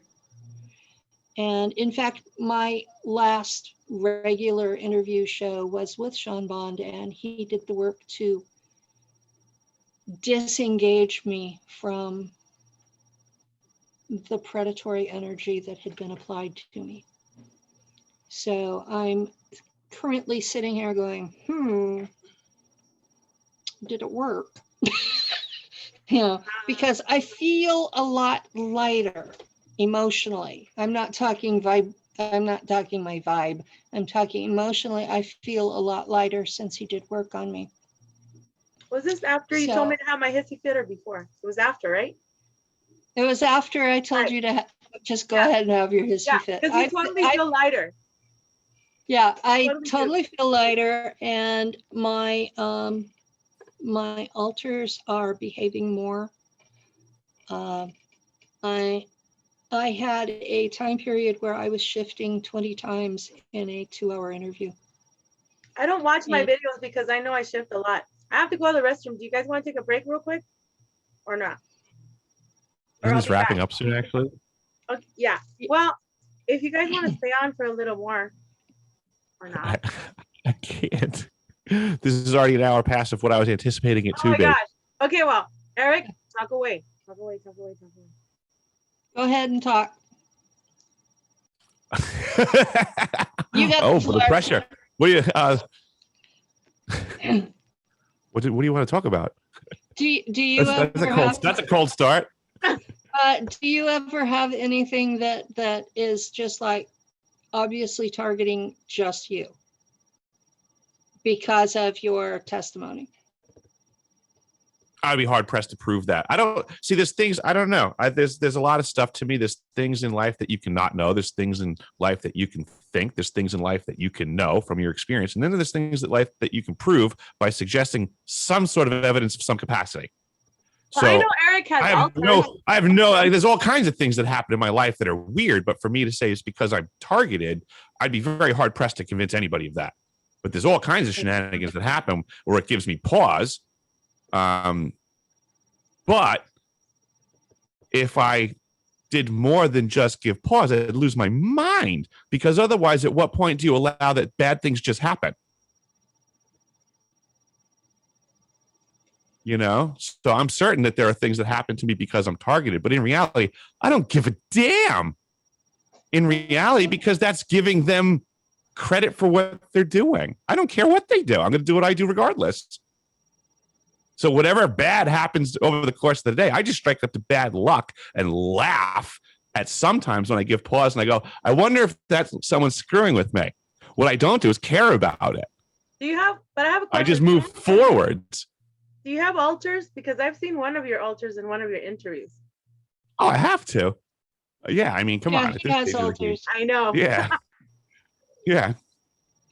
Yeah. I mean, he has altars. I listen to the people that live around me. I'm not all I'm cracked up to be. You just read my mind. I was gonna ask you, how does your love deal with you, right? I'm a difficult person to live with. I'm completely aware of that. I wasn't going to Sure. go there. I just said I knew you had altars. Yeah. But you know, it is. But Penny knows like this comes with the program. Yeah, it does. It's part of who we are as veterans of these programs. We My have biggest issue. altars. My biggest issue for me, I mean, personally, I get that it's a different issue for those around me. But the biggest issue for me is dead reckoning on memory because of the fragmentation.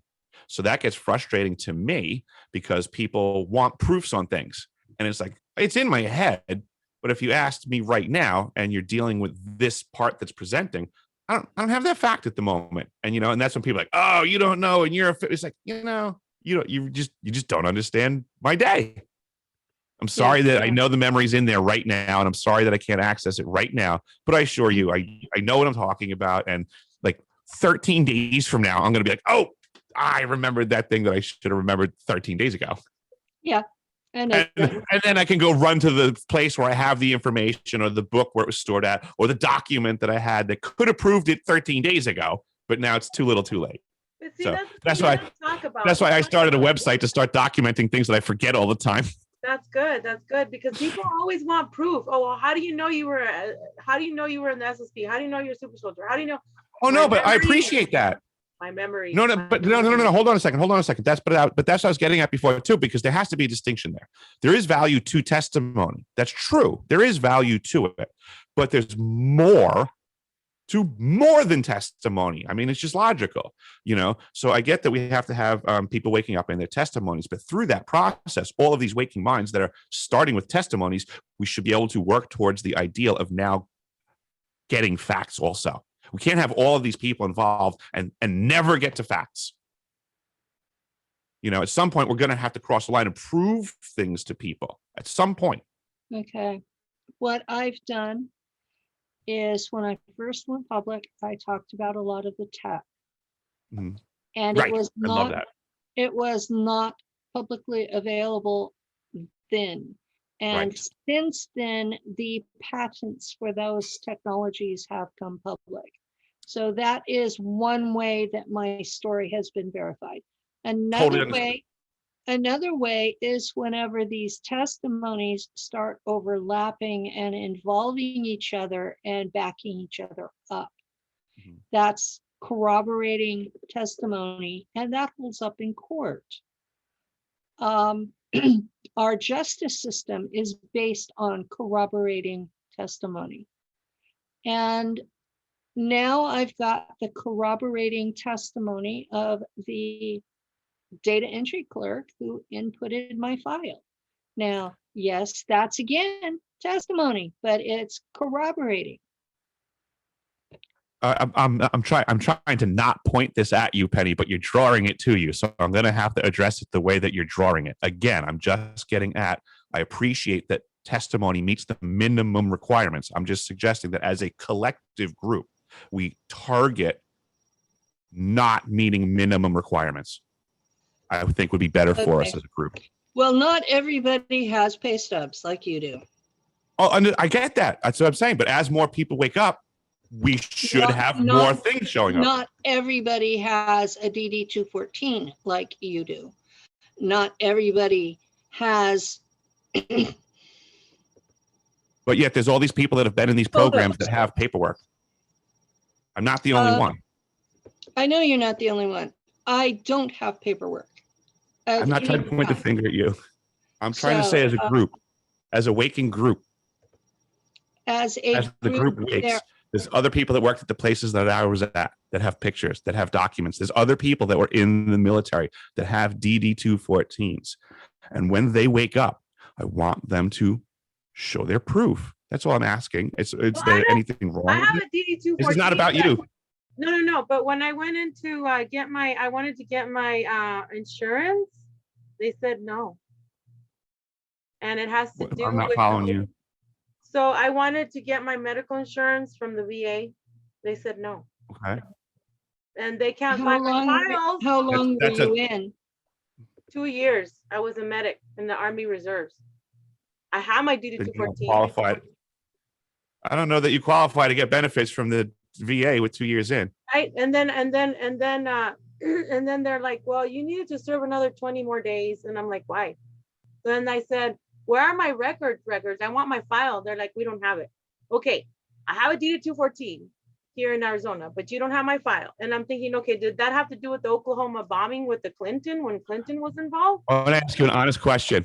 Is that the only time the military messed up your paperwork? Yes.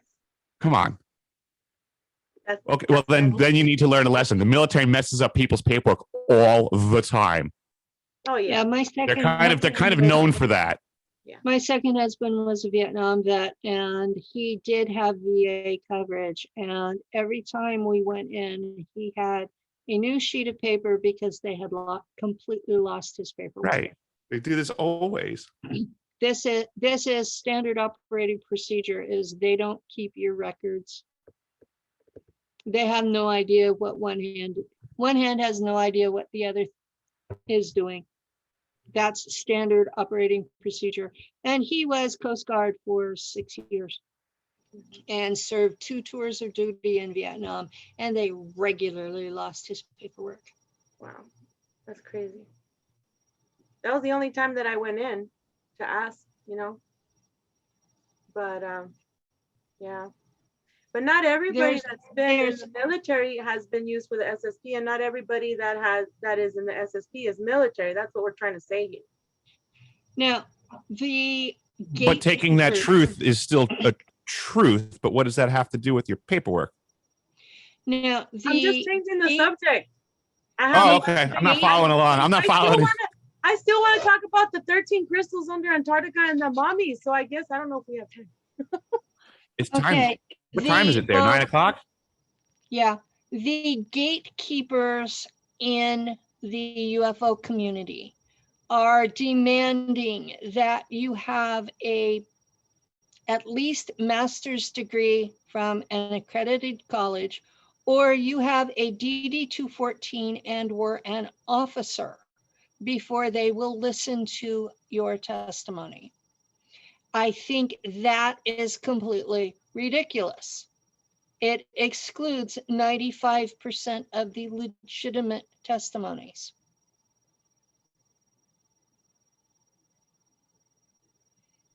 It is bullshit. Yeah, I was muted. Sorry. So well, guys, I guess that's what the community at large is demanding of us, and it's not reasonable. Nope. And because the UFO gatekeepers are presenting this as what they want, the rest of the public is looking at this and going, well, we don't know why it's not reasonable. Well, look at your own selves. How many of you have a master's degree or better, or were an officer in the military and have a DD-214 to prove it? Most Americans don't. So most Americans are automatically excluded from the narrative per those gatekeepers. And that doesn't even count people from other countries. And we all know that there are people from all over the planet that are involved with this. So I guess we just shouldn't concern ourselves with trying to communicate with gatekeepers, seems to be the answer. shame them for being gatekeepers and going a different direction. Well, I confronted one of them one day. He now refers to me in his interviews as the crazy woman who said she was from Mars. You don't know how many times I've been told, oh, you're sitting in your little apartment talking about Mars and you're crazy and blah, blah, blah. And how do we know you've been in Mars and the moon? It's like, you don't have to believe me. That's because this one gatekeeper who has a degree has told people that's a way to discredit us. My question for that gatekeeper is, why did he surrender his license to practice counseling? That's what his degree is in. He surrendered his license. Why? That's a legitimate question related to his professional competency, because that's part of his credentials for what he does is he's a shrink.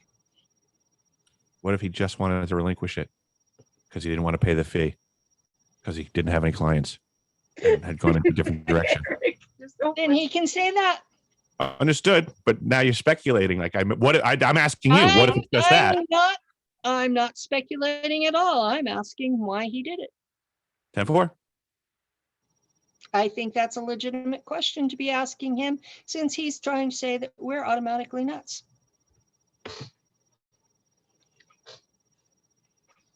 So, yes.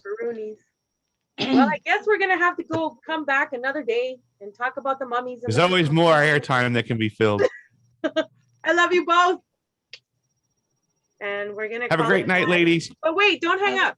Don't hold on. Oh, first we need to, because Eric, I know you have to go first because it's really like a lot past your bedtime, and I appreciate you being here.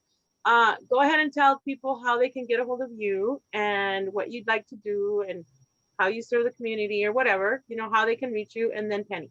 Thank you. Oh, no worries. I'm just trying to spread the truth over at deciphering.tv because they're squishing on platforms and people that are trying to speak the truth. So it's just somewhere where people can listen to uncensored truth. And I welcome people to go there, take a look. I'm documenting my research and putting up the information that I'm finding. It's available for everybody to peruse. And I welcome people to take a look. Thanks for having me.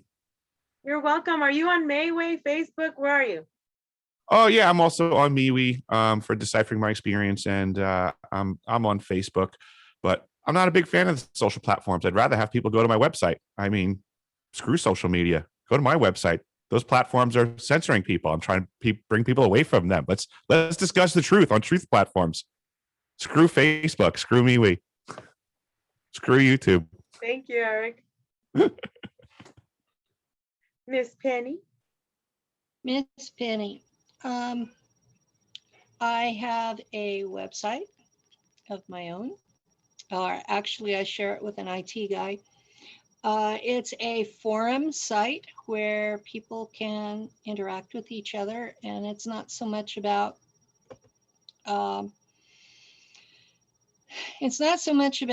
books and videos and all that. It's more about individuals and their remembering and their interactions with each other. It was meant to be a uncensored community, and my IT partner and I have been paying for everything ourselves. We do accept donations towards it. It's called Space Portals with an S on the end, .net. And since it's the two of us paying for everything, we didn't sign up for all the tech. So it's best when you first come in to register, it's best if you do it from a computer. We didn't pay for all the cell phones. So you come in, you register, and then you can join with your cell phone, but you need to be on a computer the first time. And that's because they wanted $3,000 that I didn't have. So I have a YouTube, Penny Bradley, Nacht, Waffen pilot. I have a radio show on globalenlightenmentradio.network.com. I'm on Saturdays from 2 to 4 p.m. Pacific. And I believe that's 5 to 7 Eastern. And I'm on usually every week unless there's some sort of disaster strikes. And Fringe TV or is I that have a show on Fringe TV, and I think I've got 4 or 5 episodes uploaded. Nacht, Waffen pilot. And it's me talking to the camera about my remembrances, about the community at large, about altars, and I will be taking bits of interviews and putting it in. So I'm trying to not limit what people say as much as the show's only an hour. And most of the interviews are an hour and a half to 2. So some things have to be cut just for time limits. But I'm trying to get enough context that I'm not distorting what people are saying. So I have to do more work on that. And because the Fringe TV show is so difficult for me to produce, I've had to stop doing counseling entirely. So I'll still interact with people on my website, but otherwise I'm not doing the intensive 6 hours a day of counseling that I was before. I'm just not. So Thank you for the times that you have helped me and continue to support me, because I reached out to you back in the day, 2017. So thank you so much for taking me those times. well, I'm glad I was able to help. I don't regret what I did. I'm just not in a position of doing everything, and I had to make choices. And the counseling part was the hardest part for me to let go. So anyway, I've been busy. So I know you have been. thank you for having me as well. And You're it's welcome. it's nice to see you blossoming. Oh, thank you. I appreciate that. Thank you. So we'll call it a night. Again, we're on Soma Fusion, Mind, Body, and Soul. And I just appreciate everybody being here. And I appreciate the people that are going to watch this later. And thank you. Good night. Have a great night, everybody. Have a great night, ladies. Great night.